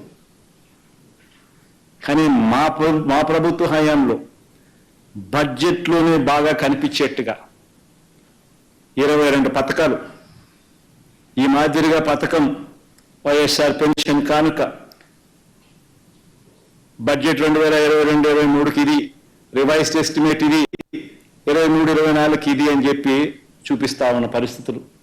ప్రతి బడ్జెట్ను వైఎస్ఆర్ పెన్షన్ కానుక, వైఎస్ఆర్ రైతు భరోసా, వైఎస్ఆర్ పెన్షన్ కానుక, వైఎస్ఆర్ రైతు భరోసా, జగనన్న విద్యా దీవెన, జగనన్న వసతి దీవెన, వైఎస్ఆర్ ఇన్సూరెన్స్ ఉచిత పంటల బీమా, YSR interest free loans self help గ్రూప్స్కు, YSR interest free loans urban self help గ్రూప్స్కు, వైఎస్ఆర్ ఇంట్రెస్ట్ ఫ్రీ లోన్స్ ఫార్మర్లకు, వైఎస్ఆర్ కాపు నేస్తం, వైఎస్ఆర్ జగనన్న చేదోడు, వైఎస్ఆర్ వాహనమిత్ర, వైఎస్ఆర్ నేతన్న నేస్తం, వైఎస్ఆర్ మత్స్యకార భరోసా, డీజిల్ సబ్సిడీ టు ఫిషర్మెన్ వాళ్ళ బోట్లకు, ఎక్స్గ్రేషియా టు ఫార్మర్స్, లా నేస్తం, జగనన్న తోడు, ఈబీసీ నేస్తం, వైఎస్ఆర్ కళ్యాణమస్తు, వైఎస్ఆర్ ఆసరా, వైఎస్ఆర్ చేయూత, అమ్మఒడి, జగనన్న అమ్మఒడి. ఇవన్నీ పథకాలు బడ్జెట్లో పెట్టి స్పష్టంగా కనిపించేట్టుగా చేస్తూ, నెక్స్ట్ స్లైడ్ బొమ్మ, ఏకంగా ఈ 5 సంవత్సరాలలో 2,73,000 కోట్ల రూపాయలు డీబీటీ, 2,73,000 కోట్ల రూపాయలు డీబీటీ. బెనిఫిషరీస్ ను జూమ్ చేయమ్మా. జగనన్న అమ్మఒడి బెనిఫిషరీస్ 44,48,865 మంది. ఇచ్చిన సొమ్ము 26,067 కోట్ల రూపాయలు. జగనన్న వసతి దీవెన 25,17,245 మంది బెనిఫిషరీస్. ఇచ్చిన సొమ్ము 4,275 కోట్లు. జగనన్న విద్యా దీవెన 29,65,930 మంది బెనిఫిషరీస్. ఇచ్చిన సొమ్ము 12,609 కోట్ల రూపాయలు. జగనన్న విదేశీ విద్యా దీవెన 408 మంది బెనిఫిషరీస్. ఇచ్చింది 107 కోట్లు. వైఎస్ఆర్ రైతు భరోసా కింద 53,58,000 మంది రైతులకు ఇచ్చింది 34,378 కోట్లు. వైఎస్ఆర్ సున్నా వడ్డీ పంట రుణాలు 84,66,217 మంది బెనిఫిషరీస్. ఇచ్చింది 2,050. వైఎస్ఆర్ ఉచిత పంటల ఇన్సూరెన్స్ 54,75,651 మంది రైతులకు ఇచ్చింది 7,802 కోట్ల రూపాయలు. ఇన్పుట్ సబ్సిడీ టు ఫార్మర్స్ 34,41,500 మంది రైతులకు ఇచ్చింది 3,261 కోట్ల రూపాయలు. వైఎస్ఆర్ మత్స్యకార భరోసా 2,43,000 మందికి 538 కోట్ల రూపాయలు. వైఎస్ఆర్ సున్నా వడ్డీ అక్క చెల్లెమ్మల కోసం, పొదుపు సంఘాల అక్క చెల్లెమ్మల కోసం 1,05,00,000 మందికి ఇచ్చింది 5,000 కోట్ల రూపాయలు. వైఎస్ఆర్ పెన్షన్ కానుక కింద 66,34,742 మందికి 92,547 కోట్ల రూపాయలు. వైఎస్ఆర్ చేయూత 27 లక్షల మందికి 19,189 కోట్ల రూపాయలు. వైఎస్ఆర్ ఆసరా 78,94,000 మందికి, అంటే 79 లక్షల మందికి 25,570 కోట్ల రూపాయలు. వైఎస్ఆర్ బీమా 103,171 మందికి 1,848 కోట్లు. వైఎస్ఆర్ కాపు నేస్తం 3,58,613 మందికి 2,029 కోట్లు. వైఎస్ఆర్ నేతన్న నేస్తం 82,000 మందికి 982 కోట్లు. జగనన్న చేదోడు అంటే రజకులు, టేలర్లు, నాయి బ్రాహ్మణులకు 3,37,000 మందికి 1,260 కోట్లు. కొంచెం సైజు పెంచాలి. వైఎస్ఆర్ లా నేస్తం 5,781 మందికి 41.52 కోట్లు. వైఎస్ఆర్ వాహనమిత్ర 2,76,368 మందికి 1,300 కోట్లు. వైఎస్ఆర్ ఆరోగ్య ఆసరా 23,28,800 మందికి 1,390 కోట్లు.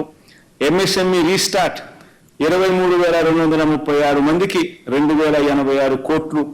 అగ్రిగోల్డ్ బాధితులకు 10,40,000 మందికి 905 కోట్లు. అర్చకులకు, ఇమాములకు, మౌజిములకు, పాస్టర్లకు 77,290 మందికి 37 కోట్లు.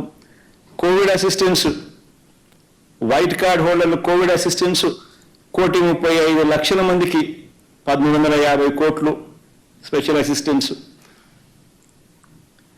ఈబీసీ నేస్తం 4,95,269 మందికి 1,876 కోట్లు.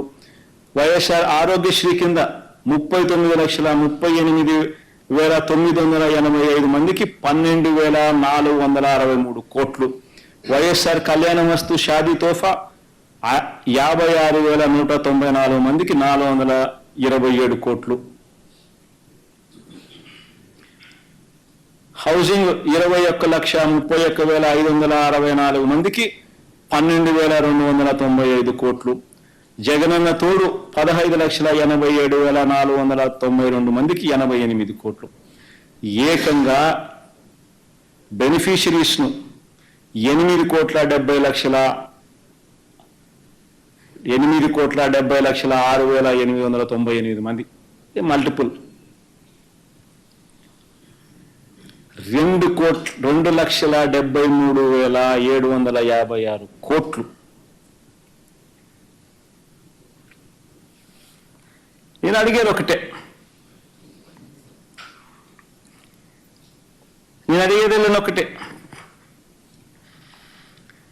చంద్రబాబు నాయుడు గారిని గట్టిగా నిలదీస్తూ అడిగేది ఒకటే, ఏమైనా ఈ పథకాలను అడుగుతా ఉన్నా. ఈ పథకాలు ఏమైనా అని అడుగుతా ఉన్నా. ఈ పథకాలు లేవు, నువ్వు ఇస్తానన్న సూపర్ 6లు లేవు, సూపర్ 7లు లేవు. ఇది నీ బడ్జెట్, ఏమన్నా బడ్జెటా చంద్రబాబు ఇది అని అడుగుతా ఉన్నా. ఇదే చంద్రబాబు నాయుడు గారు సూపర్ 6లో ఏమన్నారో ఒకసారి చూద్దామా? ఇది కూడా ఇంపార్టెంటే, ఎందుకంటే ఆయన ప్రవేశపెట్టిన బడ్జెట్ డాక్యుమెంట్ ఇది. సూపర్ 6లో ఆయన ఏమన్నాడు? యువతకు 20 లక్షల ఉద్యోగాలు, నెలకు 3,000 రూపాయలు నిరుద్యోగ భృతి. 20 లక్షలు ఇంటూ 3,000 ఇంటూ 12 నెలలు అంటే 7,200 కోట్లు. ఎక్కడైనా బడ్జెట్లో కనిపించిందా? ఇదే పెద్ద మనిషి చంద్రబాబు నాయుడు గారిని నేను గట్టిగా నిలదీస్తూ అడుగుతా ఉన్నా. అదే మా హయాంలో అధికారంలోకి వచ్చిన 6 నెలలకే అక్టోబర్ 2వ తారీఖు మునిపే, గాంధీ జయంతికి మునిపే 1,34,000 గ్రామ వార్డు సచివాలయ ఉద్యోగాలు ఇచ్చినాం. 58,000 మందికి ఆర్టీసీ ఉద్యోగస్తులకు రెగ్యులరైజ్ చేస్తాం. 2,60,60,000 మందికి వాలంటీర్లుగా నియామకం చేసి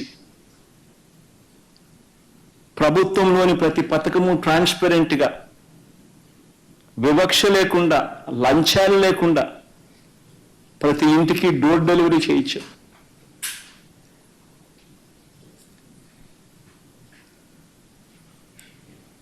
ఆరు నెలలు తిరక్క మునిపే ఇవన్నీ చేశాం. ఇవి కాక 5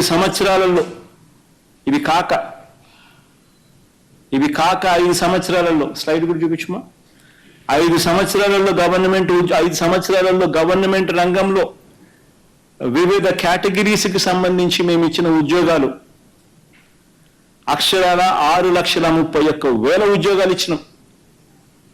ఈ 5 సంవత్సరాల కాలంలో వాలంటీర్లు అయితేనేమి, 2,60,000 వాలంటీర్లు అయితేనేమి, 1,34,000 మంది గ్రామ వార్డు సచివాలయాల్లో ఉద్యోగాలు అయితేనేమి, ఆర్టీసీకి సంబంధించిన 58,000 మంది ఆర్టీసీకి ఉద్యోగాలు అయితేనేమి, ఆప్కాస్లో అయితేనేమి, రకరకాల కేటగిరీలో ఏకంగా 6,31,000 ఉద్యోగాలు ఏకంగా రాష్ట్ర ప్రభుత్వం వివిధ కేటగిరీలకు సంబంధించి మేం కల్పించడం జరిగింది.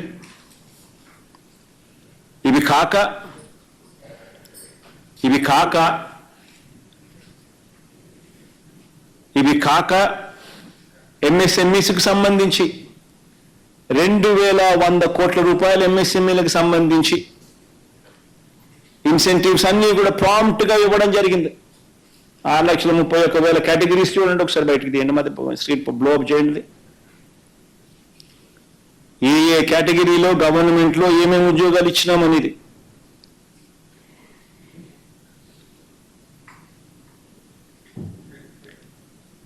ఏకంగా 6,31,000 ఉద్యోగాలు, అవుట్ సోర్సింగ్ అయితేనేమి, కాంట్రాక్ట్ అయితేనేమి, గవర్నమెంట్ ఉద్యోగాలు అయితేనేమి, ఏ కేటగిరీలో వివిధ కేటగిరీలో గవర్నమెంట్ ఉద్యోగాలు ఏకంగా కిందికి రాగా 6,31,000 ఉద్యోగాలు ఇచ్చినాం. కొంచెం తగ్గించి కొంచెం పైకి పోమ్మా.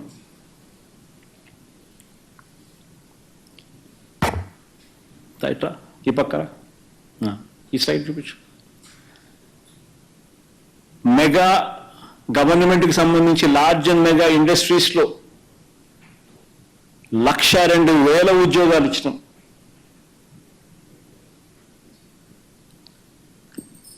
దాదాపుగా 80,000 కోట్ల రూపాయలు పెట్టుబడుల కృష్ణ.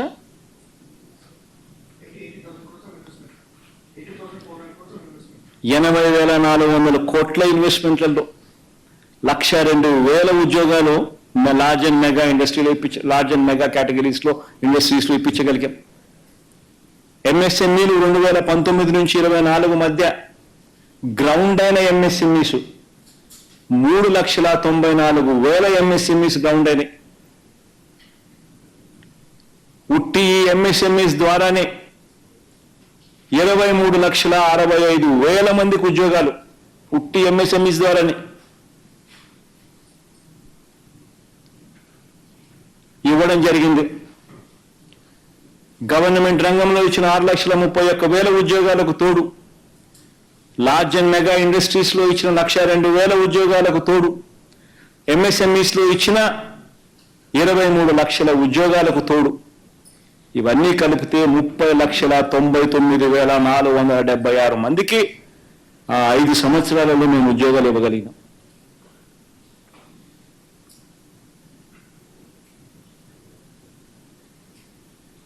ఆ ఎంఎస్ఎంఈది 3,94,000 గ్రౌండ్ అయిన సైట్ చూపించు.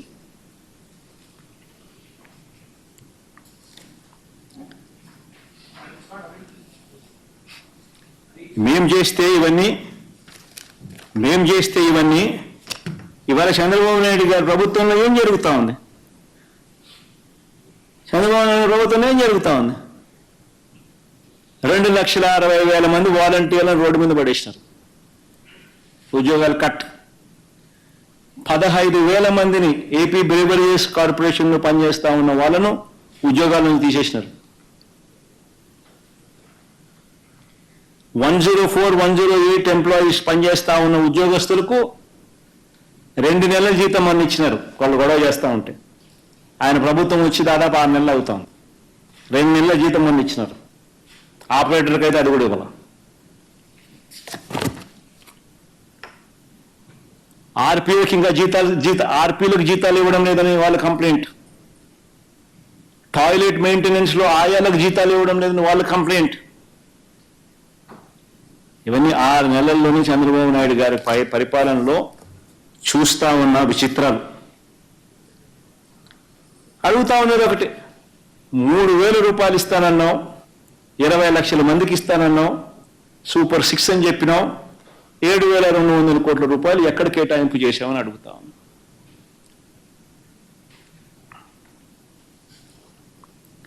ఏమన్నాడు? ఇంటికి పోయిన సూపర్ 6 చూపించమా ఒకసారి. ఓట్ల కోసం చంద్రబాబు నాయుడు అన్న మాటలు ఏంటి? సూపర్ 6లో చిన్న పిల్లలు ఎంతమంది కనపడితే చాలు, చిన్నపిల్లలు కనపడితే చాలు ఏమనేవాడు? నీకు 15,000, నీకు 15,000, నీకు 15,000, నీకు 15,000. స్కూలుకు వెళ్ళే ప్రతి విద్యార్థికి ఏడాదికి 15,000. సూపర్ 6.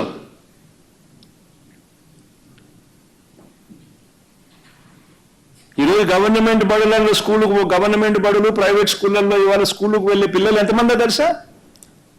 దాదాపుగా 84 లక్షల మంది పైచిలకు. ఇంటూ 15,000 అంటే దాదాపుగా 13,000 కోట్లు ఎక్కడ కేటాయించారని అడుగుతా ఉన్నా.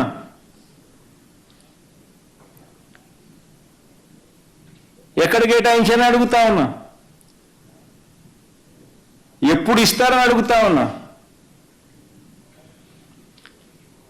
ఆశ్చర్యం ఏమిటంటే ఇంత పెద్ద గొప్ప పథకానికి మామూలుగా అయితే విపరీతమైన పబ్లిసిటీ ఇచ్చి బడ్జెట్లో ఇదిగో చూపిస్తున్నాము, ఇదిగో 13,000 కోట్లు కేటాయింపని గొప్పగా చెప్పుకునే రకాలు వీళ్ళు. మామూలుగానే ఏమీ చేయకుండానే చెప్పుకునే రకాలు వీళ్ళు. అలాంటిది ఈ పథకం ఎక్కడుంది, దీనికి డబ్బులు ఎక్కడ కేటాయించినారు అని చెప్పి బడ్జెట్లో డాక్యుమెంట్లను ఎత్తుక్కుండా కూడా కనపడ్డంలా. చివరికి ఏదో ఒక మూలన ఆడింత ఈడింత ఆడింత కనిపిస్తుంది. అంటే అది కూడా ఎవరు కొట్టేదానికోసం, అది కూడా 5,000 చిల్లర.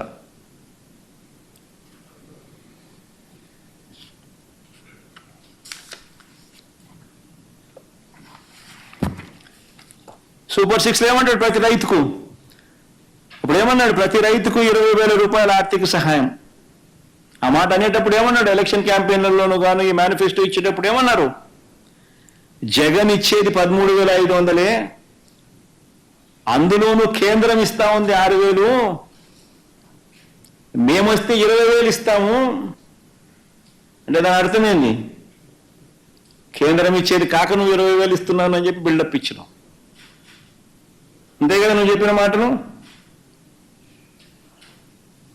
అంతే కదా చెప్పింది? జగన్ 13,500 ఇస్తున్నాడు, అందులో కేంద్రం 6,000 ఇస్తున్నాడు, జగన్ ఏం చేస్తున్నాడు అని చెప్పి అసెంబ్లీ సాక్షిగా మాట్లాడినారు, క్యాంపెయిన్లో మాట్లాడినారు. అంటే ఎట్లా ప్రజలకు ఏమని ఇంప్రెషన్ ఇచ్చినావు? అంటే కేంద్రం ఇచ్చేది కాక నువ్వు 20,000 రూపాయలు ఇస్తాననేగా నువ్వు చెప్పింది. ప్రతి రైతుకు ఏటా 20,000 రూపాయల ఆర్థిక సాయం అని. నీ స్కీమ్ వేరే, వాళ్ళది పిఎం కిసాన్, అది వేరే స్కీమ్. నీ స్కీమ్ పేరు పిఎం కిసాన్ అని పెట్లా. అంతే కదా అర్థం? 53,52,000 మంది రైతులకు ఇంటూ 20,000 రూపాయలు అంటే దాదాపు 11,000 కోట్ల రూపాయలు కేటాయింపు చేసింది. ఎంత కేటాయింపు చేసినావు? 1000 కోట్లు. అంటే ఎవరిని మోసం చేయడం కోసం? మోసం కాదా?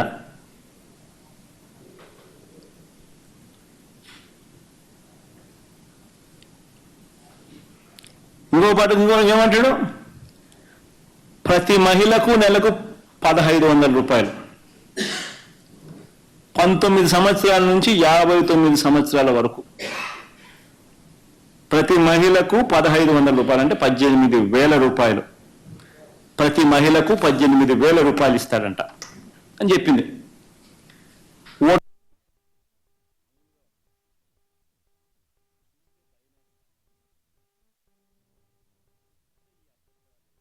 ఓటర్ లిస్టు ఎంతమంది ఉన్నారు? ఓటర్ 2,12,10,000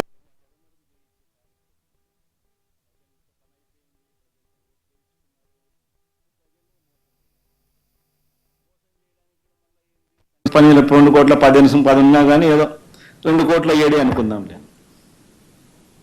ఓటర్ లిస్ట్ క్లియర్గా ఉంది కదా, ఎవరెవరు ఉన్నారు అని చెప్పి. 18 సంవత్సరాల అబ్బా అంతా ఓటర్ లిస్టులో ఉండరు కదా, మహిళలు ఎంతమంది ఉన్నారు. మన వాళ్ళందరూ ఎలిజిబుల్లే కదా. మరి 2,07,00,000 అనుకుందాం పోనీ, ఇంటూ సంవత్సరానికి 18,000 అంటే ఎంత? 37,313 కోట్లు. 37,313 కోట్ల రూపాయలకు గాను చంద్రబాబు నాయుడు ఏం కేటాయించినాడు? దమ్మిడి కేటాయించకపోగా పైగా ఏం తెలుసా? బడ్జెట్లో ఒక చోట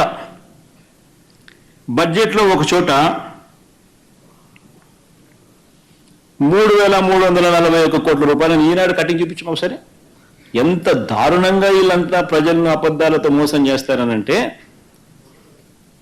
ఆ ఈనాడు కటింగ్ ఒకసారి చూడండి. ఆడబిడ్డ నిధి పథకానికి 3,331 కోట్ల రూపాయలు అని చెప్పి ఈనాడు ఫోటో. అది సరే, 37,000 కోట్లు కావాల్సిన చోట 3,340 కోట్ల రూపాయలు అనేది రాస్తున్నావు, బడ్జెట్లో చూపిస్తున్నావు. ఈనాడు ఏదో పెద్ద ఆడబిడ్డని పథకానికి అని చెప్పి ఒక ఆదాయం ఇట్లా ఒక అక్కచెల్లెం ఇట్లా డబ్బులన్నీ పట్టుకొని దాన్ని నువ్వు చూపుతూ దాన్ని ఎవరు బాగా చేస్తాను. ఆశ్చర్యం ఏమిటో తెలుసా, అసలు ఈ డబ్బులు ఏప్రిల్ మేలోనే చంద్రబాబు నాయుడు రాకమునిపే మా ప్రభుత్వం ఎలక్షన్ కోడ్ ఉందని చెప్పి వాళ్ళు ఆపితే కోర్టుకు పోయి కోర్టుతో మొట్టికాయలు వేయించి కోర్టు ద్వారా ఇప్పించేసినాం. ఆల్రెడీ ఇచ్చేసినారు ఆసరాకు చేయూతకు చంద్రబాబు నాయుడు ముఖ్యమంత్రి కాకమునిపే. మరి ఈనాడు డబ్బులు చూపిస్తాడు, ఈనాడు ఇట్లా ఆడాయమంటూ నవ్వుతా అన్నట్టు ఫోటో చూపిస్తున్నాడు, ఈనాడు డబ్బులు ఇట్లా చూపిస్తుంది. ఆయన ఆకచెల్లెమ్మ పాపం ఆయన నవ్వుతాంది. అసలు డబ్బే లేదు, అయిపోయింది. ఆసరా అయిపోయింది, చేయూత అయిపోయింది. కోర్టు నుంచి మనం తెప్పించేసిన వాడు చంద్రబాబు ముఖ్యమంత్రి రాకతలకి బటన్ ఆల్రెడీ అయిపోయినాయి. ఎక్కడ డబ్బులు ఉంటాయి? మరి ఈ మాదిరిగా ఈనాడు రాయడం కరెక్టేనా?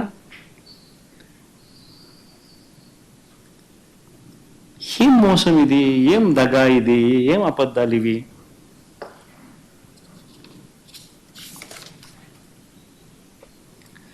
మన సూపర్ 6 పోదామా? ప్రతి ఇంటికి ఏడాదికి ఉచితంగా 3 గ్యాస్ సిలిండర్లు. రాష్ట్రంలో ఆ స్లైడ్ పెట్టుమా, యాక్టివ్ గ్యాస్ సిలిండర్లు ఎన్ని ఉన్నాయని. ఈ డేటా ఇది అవైలబుల్ డేటా. రాష్ట్రంలో యాక్టివ్ గ్యాస్ సిలిండర్లు ఈరోజు రాష్ట్రంలో ఎన్ని ఉన్నాయని. 1,55,00,000 గ్యాస్ సిలిండర్లు ఈరోజు యాక్టివ్గా ఉన్నాయి. ఇది central government data. LPG connections data available. Andhra Pradesh రాష్ట్రంలో 1,55,00,000 ఆంధ్రప్రదేశ్ రాష్ట్రంలో గ్యాస్ సిలిండర్లు యాక్టివ్గా ఉన్నవి. మన 1,55,00,000 ఇంటూ 895 రూపాయలు ఇంటూ 3 సిలిండర్లు ఎంత? 4,200 కోట్లు. నువ్వు కేటాయించింది ఎంత? 895 కోట్లు. మరి ఎవరికి ఏంది? ఏ మోసం కాదా ఇది?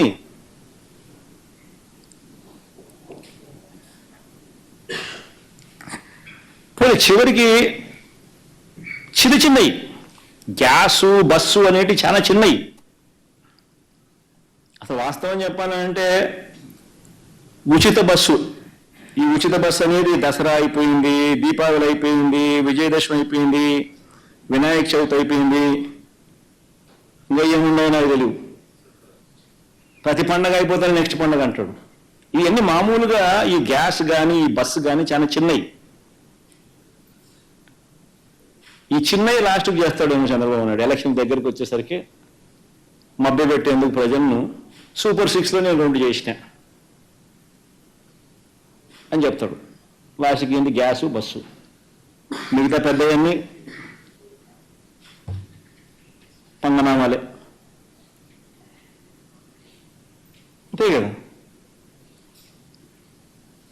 చివరికి చిన్నవి కూడా చేయడానికి ఈ మనిషికి మనసే రాదు.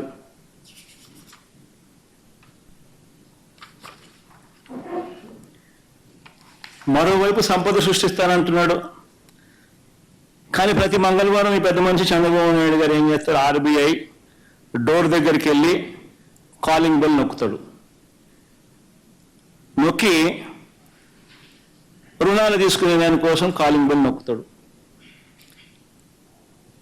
మా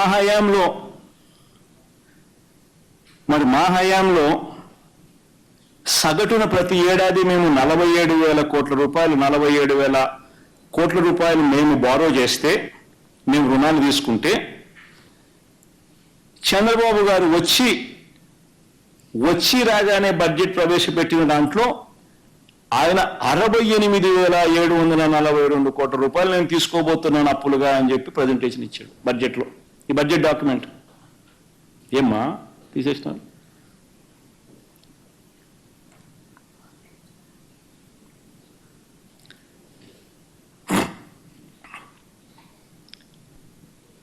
ఆర్బీఐ కాలింగ్ బెల్, ఆర్బీఐ దగ్గరికి వెళ్ళి చంద్రబాబు నాయుడు గారు మంగళవారం కాలింగ్ బెల్ నొక్కుతూ 68,742 కోట్లు నేను తీసుకోబోతున్నానని చెప్తున్నాడు.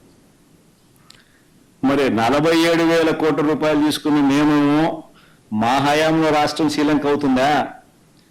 మన 68,742 కోట్లు నేను తీసుకోబోతున్నాను అని చెప్పి ఏకంగా బడ్జెట్లో చెప్పిన ఈయన హయాంలో రాష్ట్రం శ్రీలంక అవుతుందా అన్నది నిజంగా ప్రతి ఒక్కరు కూడా ఆలోచన చేయాల్సిన అవసరం. నిజంగా ఒకవైపు ఏమో చంద్రబాబు నాయుడు గారి హయాంలో నిజంగా అన్ని రకాలుగా రాష్ట్రం కుదేలైపోయిన పరిస్థితి కనిపిస్తూ ఉంది. ఇచ్చిన ప్రతి హామీని కూడా నిలబెట్టుకోకుండా ప్రజలను మోసం చేస్తూ ఉన్న పరిస్థితి, ప్రతి సెక్షన్ను కూడా మోసం చేస్తూ ఉన్న పరిస్థితి. ఇటువంటి పరిస్థితుల్లో చంద్రబాబు నాయుడు గారి హయాంలో మహిళలు చిన్నారులకు కూడా పరిస్థితి ఏమిటి అని అంటే రాష్ట్రంలో చూస్తే ఎప్పుడు చూడని విధంగా జరుగుతూ ఉంది. ఏకంగా 110 మంది మహిళల మీద, చిన్నారుల మీద అత్యాచారాలు ఈ 5-4 నెలల్లోనే.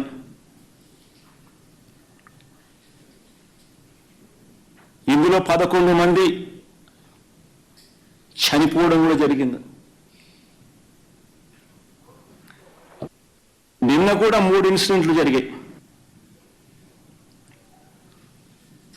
రాష్ట్రంలో ఈ 5.5 నెలల కాలంలోనే ఏకంగా రాష్ట్ర వ్యాప్తంగా 177 హత్యలు జరిగాయి. 500కు పైగా హత్యాయత్నాలు జరిగాయి ఈ 5.5 నెలల కాలంలోనే. ఇంతకుముందు నేను చెప్పినట్టుగా 110 మంది మహిళలు, చిన్నారుల మీద అత్యాచారాలు, లైంగిక దాడులు జరిగాయి. 11 మంది చనిపోవడము జరిగాయి. ఇంతమందిపై దాడులు జరుగుతూ ఉన్నా, మహిళలపై అన్యాయాలు జరుగుతూ ఉన్నాయి. బడ్జెట్ చూస్తే ఇది మోసం, అబద్ధం, అన్ని రకాలుగా ఈ ప్రభుత్వం ఫెయిల్ అయిపోయిన పరిస్థితులు.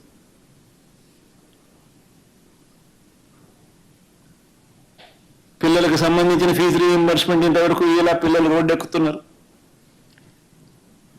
ఆరోగ్యశ్రీకి సంబంధించిన, నెట్వర్క్ హాస్పిటల్కి సంబంధించిన బకాయిలు ఇంతవరకు 2,300 కోట్లు దాటాయి, వాళ్ళు రోడ్డు ఎక్కుతున్నారు. పట్టించుకునే పరిస్థితి లేదు. 104, 108 ధర్నా చేస్తా ఉన్నారు. అతలాకుతలమవుతా ఉన్న పరిస్థితుల్లో నీ సూపర్ 6 ఒక మోసం, సూపర్ 7 ఒక మోసం, నీ బడ్జెట్ ప్రజెంటేషన్ ఒక మోసం, రోజు డైవర్షన్ టాపిక్స్. ఇలాంటి పరిస్థితులు నిన్ను ప్రశ్నిస్తే దేశంలో ఎక్కడా లేని విధంగా ఏకంగా 680 మందిపై, సోషల్ మీడియా యాక్టివిస్టులపై నువ్వు నోటీసులు ఇస్తావు. 147 మంది మీద కేసులు పెట్టావు. 49 మందిని అరెస్ట్ చూపించావు.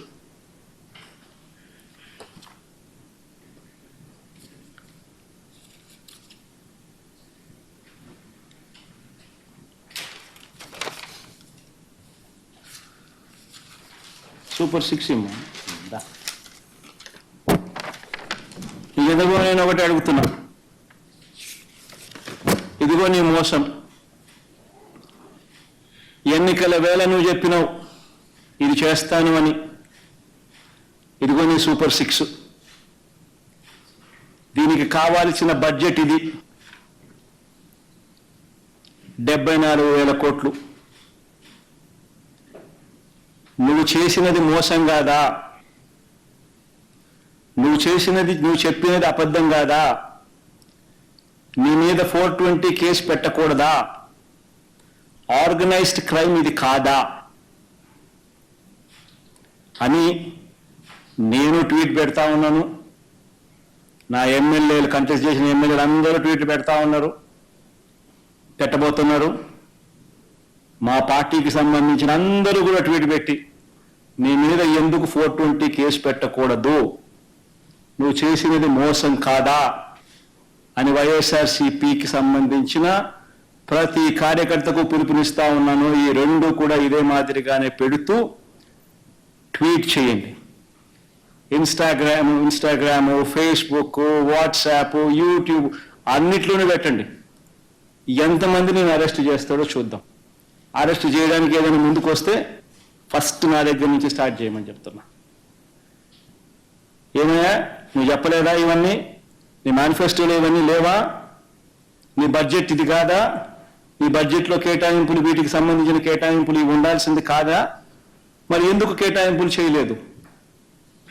చేసినందుకు, చేయనందుకు, మోసం చేసినందుకు, అబద్ధాలు చెప్పినందుకు మీ మీద 420 కేసు ఎందుకు పెట్టకూడదు అని ప్రశ్నిస్తూ రాష్ట్ర వ్యాప్తంగా ప్రతి ఒక్కరిని కూడా ట్వీట్ చేయబోతున్నాం.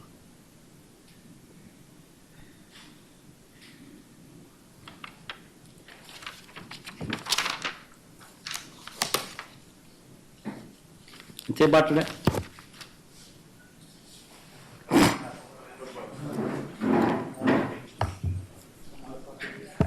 గంట 40 నిమిషాలు పట్టింది. వాస్తవమే. మరి ప్రతిపక్ష నాయకుడిగా అసెంబ్లీలో మాట్లాడాల్సి వస్తే ఇవన్నీ చెప్పి, ఇవన్నీ చూపించి, ఇదే మాదిరిగా మాట్లాడాల్సి వస్తే నిజంగానే గంట 40 నిమిషాలు పడుతుంది. మరి గంట 40 నిమిషాలు నాకు మైక్ ఇచ్చే పరిస్థితి అసెంబ్లీలో లేనప్పుడు, ప్రతిపక్ష నాయకుడిగా ఆ గుర్తింపు మీరు ఇవ్వనప్పుడు, ప్రతిపక్ష పార్టీగా మా పార్టీకి ఆ గుర్తింపు మీరు ఇవ్వనప్పుడు, ప్రతిపక్ష పార్టీగా గుర్తింపు ఉండేటివి రెండు పార్టీలు, రెండు కూటములు. ఒకటి అధికార కూటమి, రెండోది ప్రతిపక్షం. ప్రతిపక్షం మా తప్ప ఇంకెవరూ లేరు. అలాంటి మా పార్టీ 40% ఓట్ షేర్ వచ్చిన మా పార్టీకి ఉన్నది ఒకే ఒక్క ప్రతిపక్ష పార్టీ అయినా కూడా ఆ పార్టీని నువ్వు ప్రతిపక్షంగా గుర్తించినంటావు. ప్రతిపక్షంగా గుర్తిస్తే ఆ పార్టీకి ఒక నాయకుడు ఉంటాడు, ఆయన ఆటోమేటిక్గా ప్రతిపక్ష నాయకుడు అవుతాడు. ఒక్కసారి ప్రతిపక్ష నాయకుడు తాను అయినాడు అని అంటే ఒక హక్కుగా సభలో మైక్ తనకి ఇవ్వాల్సి వస్తుంది. అప్పుడు ఈ గంట 40 నిమిషాల సేపు తాను మాట్లాడతాడు, అసెంబ్లీలో ఇవన్నీ చెబుతాడు. చెబితే చంద్రబాబు నాయుడు దగ్గర మాటలు ఉండవు, చెప్పడానికి సమాధానాలు ఉండవు. కాబట్టి నువ్వు ప్రతిపక్ష పార్టీగా గుర్తించడం లేదు. ప్రతిపక్ష పార్టీగా గుర్తిస్తే ఆటోమేటిక్లీ ఆ ప్రతిపక్ష పార్టీకి సంబంధించిన నాయకుడిని ప్రతిపక్ష నాయకుడిగా కూడా గుర్తించక తప్పదు. కాబట్టి కావాలని నువ్వు ప్రజల గొంతు వినపడకూడదు అని నువ్వు చేస్తా ఉన్న ఈ దుర్మార్గానికి మీడియా ద్వారా ప్రజల సమక్షంలో ప్రజల తరపున మాట్లాడుతూ ప్రజలకు సుదీర్ఘంగా అన్ని విషయాలు తెలియజేస్తా ఉన్నాను. రాబోయే రోజుల్లో కూడా అసెంబ్లీ జరిగినంత కాలం మా ఎమ్మెల్యేలు, మా పార్టీకి సంబంధించిన సీనియర్ నాయకులు మీడియా ముందుకు రోజు వచ్చి ప్రశ్నలు లేవనెత్తుతూనే ఉంటారు. ప్రతి 3వ రోజుకో 4వ రోజుకో నేను కూడా వచ్చి ఇలా సుదీర్ఘంగా నాకే మైక్ ఉంటే, అసెంబ్లీలో నాకు కూడా మైక్ ఇచ్చి ఉంటే, ఇచ్చే ధైర్యం మీరు చేసి ఉంటే ఇవే ప్రశ్నలు ఆన్సర్ మీరు చెప్పవలసి వస్తుంది అని చెప్పి మీడియా ద్వారా ఖచ్చితంగా అడుగుతూ ఉంటాం. Thank you. Sir, your YSRCP MLCs today walked out of the council. What's your say on that? And apart from it, sir, important issue that social media activists of your party have been booked. Even Sajila Ramakrishna Garu has already been booked in the cases. Ramakrishna, Avinash, as I've been telling you earlier, see, every party has social media activists. Not only the parties have social media activists. Generally, by and large, you have so many millions of voices who are social media activists. Why do you say Modi has so many followers? Why do you say so and so has so many followers? Likewise, every party has so many followers. Every party manages their own accounts also, social media accounts also. And you have millions of people following. Every one of them has their own Facebook account. How difficult is it for everybody who is following automatically creates their own Facebook account, their own WhatsApp account, their own Instagram account, their own YouTube account. It's just a matter of filling in certain forms and you're there. Everybody does it. You also have them. And just because you voice your concern, you question the government, your cases are registered against you. And if that were to be the case, then do you think democracy would survive? You need to ask these questions yourself. If any party which is in the opposition is to go through this kind of harassment, then do you think any voice could be raised? Even when we were in government, I mean, I could show you so many of these voices, a lot of them from TDP sponsored. They have their own ITDP or so whatever, also from their own platforms. But what could anybody do? See, you cannot choke the voice of the people. It is the freedom. The freedom that you have as your party is not to see. See the messages what these people have put in. They're not, all these messages like, I mean, Ammaku Nillo, Nanaku Fullo, what is wrong in it? These are general, regular messages. Even these kind of messages, what have been put up, voicing against the government, are also questioned. And worse off, you're ignoring the Supreme Court guidelines which confines you to only 41A. Whereas now you're projecting them as organized crime. What is organized there? What is a crime there? If somebody were to voice out a concern and you say it's an organized crime, then I think Congress regularly refutes Modi. And so many other parties refute, so many other leaders, so many other parties. Then all of them want to be put behind bars. See, all these people are kids. All these people are probably, 35, 40 years at best, from 25 to 40 years of age. Why do you want to ruin their lives? What exactly are you gaining out of this? All what they did was raise concern. All what you should be doing is correct yourself. That is where it ends. Sir, Mr. Naidu, has been, you have said that Mr. Naidu has been known as an organized criminal. You are saying Mr. Naidu is an organized criminal and that there has been plans from the TDP and like-minded parties since 2022 to create some kind of perception. You as the opposition here are not able to raise your voice at the assembly is what you're saying. If you're given a chance, will you be able to raise all of these questions? How will you go about it? It's exactly what we've been doing, Ma. We've ensured, we filed court cases as well. Court cases are pending. Speaker is not answering to the court summons. And we are raising all these issues through the media. All of them with facts, with evidences. And that's what we're doing. Sir, would you get on the streets or would you go to Delhi about the same thing you just said? See, the thing is, Avinash, what needs to be done is ultimately the courts. Courts would have to step in. We would raise this topic, we would raise all these issues, not only in High Court but also in Supreme Court. Because this is a general case. If somebody is choked here and if this becomes a precedent, then you will have no voices heard anywhere. Even you, Avinash, even you, Ma, will not be in a position to voice out.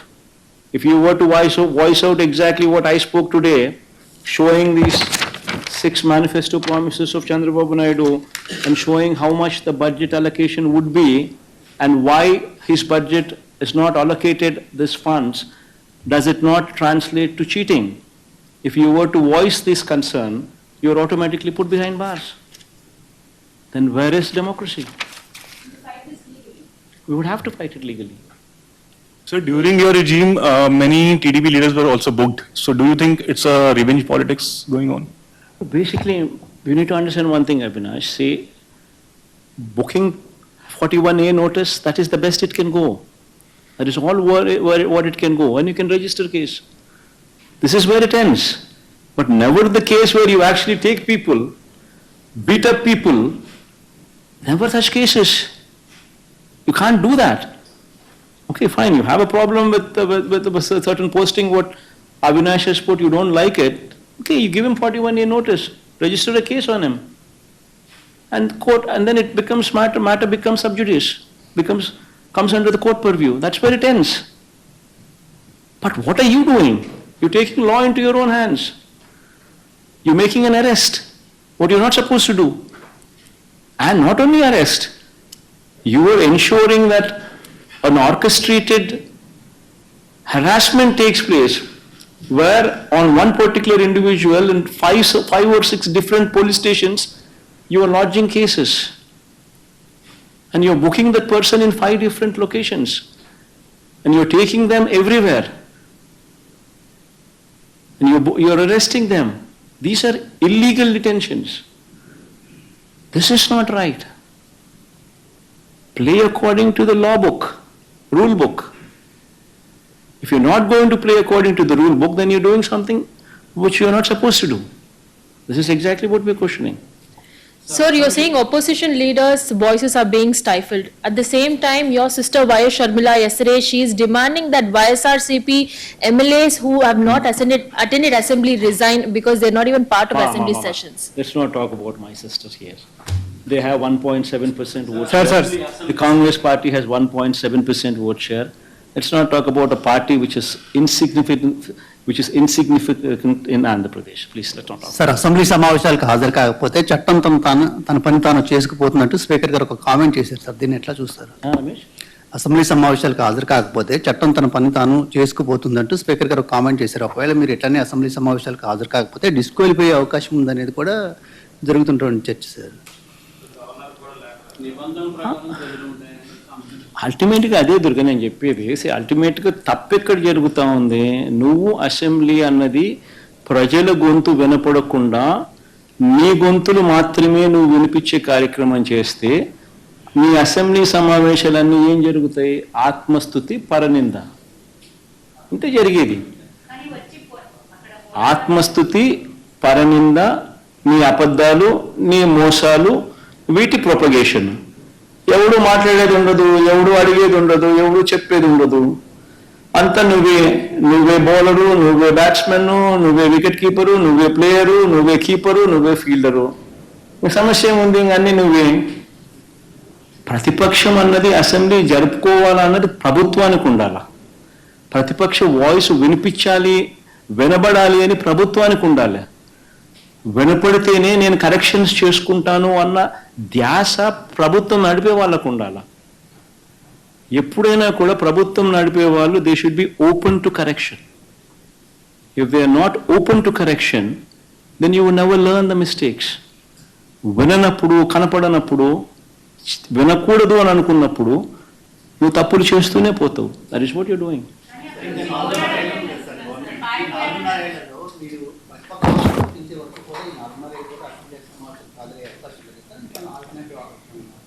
చూద్దాం రమేష్, కోర్టులో case ఉంది. Summons last time స్పీకర్కి summons ఇచ్చినారు, speaker reply ఇవ్వలేదు సమన్స్కు. మళ్ళా court నిన్న మళ్ళీ సమన్స్ ఇచ్చింది స్పీకర్కు రిప్లై చేయమని చెప్పి సెక్రటరీకి. సో రిప్లై ఇక తప్పదు. రిప్లై ఇచ్చిన తర్వాత అది నిలబడదు. ఎందుకంటే ఉండేది మేము తప్ప ఇవ్వడం లేం ప్రతిపక్షంగా. వేరే ఇంకొక పార్టీ ఎవడన్నా ఉంటే నువ్వు కనీసం వాళ్ళకి ఇస్తున్నాను ఈయనకు బదులు అని చెప్పేదానికి ఇంకొక పార్టీ లేదు అక్కడ. సో ఆటోమేటిక్లీ నీకు ప్రతిపక్ష పార్టీగా గుర్తించాల్సిందే. అది తప్పదు. అది గుర్తించిన తర్వాత న్యాచురలీ ఆ పార్టీకి ఎంతమంది అన్నా ఎమ్మెల్యేలు ఉండని, ఆ గుర్తించిన ఆ పార్టీకి ఒక నాయకుడు అనేవాడు ఉంటాడు. ఆటోమేటిక్లీ ఆ ప్రతిపక్ష పార్టీ ఆటోమేటిక్లీ ఆ నాయకుడిని ఉన్నైతే ఎన్నుకుంటాడు, ఆయన ప్రతిపక్ష నాయకుడిగా ఇవ్వాల్సిందే. ఇచ్చినప్పుడు ప్రతిపక్ష నాయకుడిగా నువ్వు ఎప్పుడైతే హోదా ఇక తప్పదు, అలా ఇచ్చినప్పుడు ఆటోమేటిక్లీ మైక్ ఇవ్వాల్సిందే. అధికార పక్షానికి సంబంధించిన ముఖ్యమంత్రికి ఏ లెవెల్లో సమయం వస్తారో మైక్ ఇవ్వడానికి, నెక్స్ట్ సమయం ఇవ్వాల్సింది ప్రతిపక్ష నాయకుడికి. అప్పుడే ఇవన్నీ వినిపించగలుగుతాం. ఇప్పుడు నేను 1:40 నిమిషాల సేపు నేను మాట్లాడగలిగాను. ఈ 1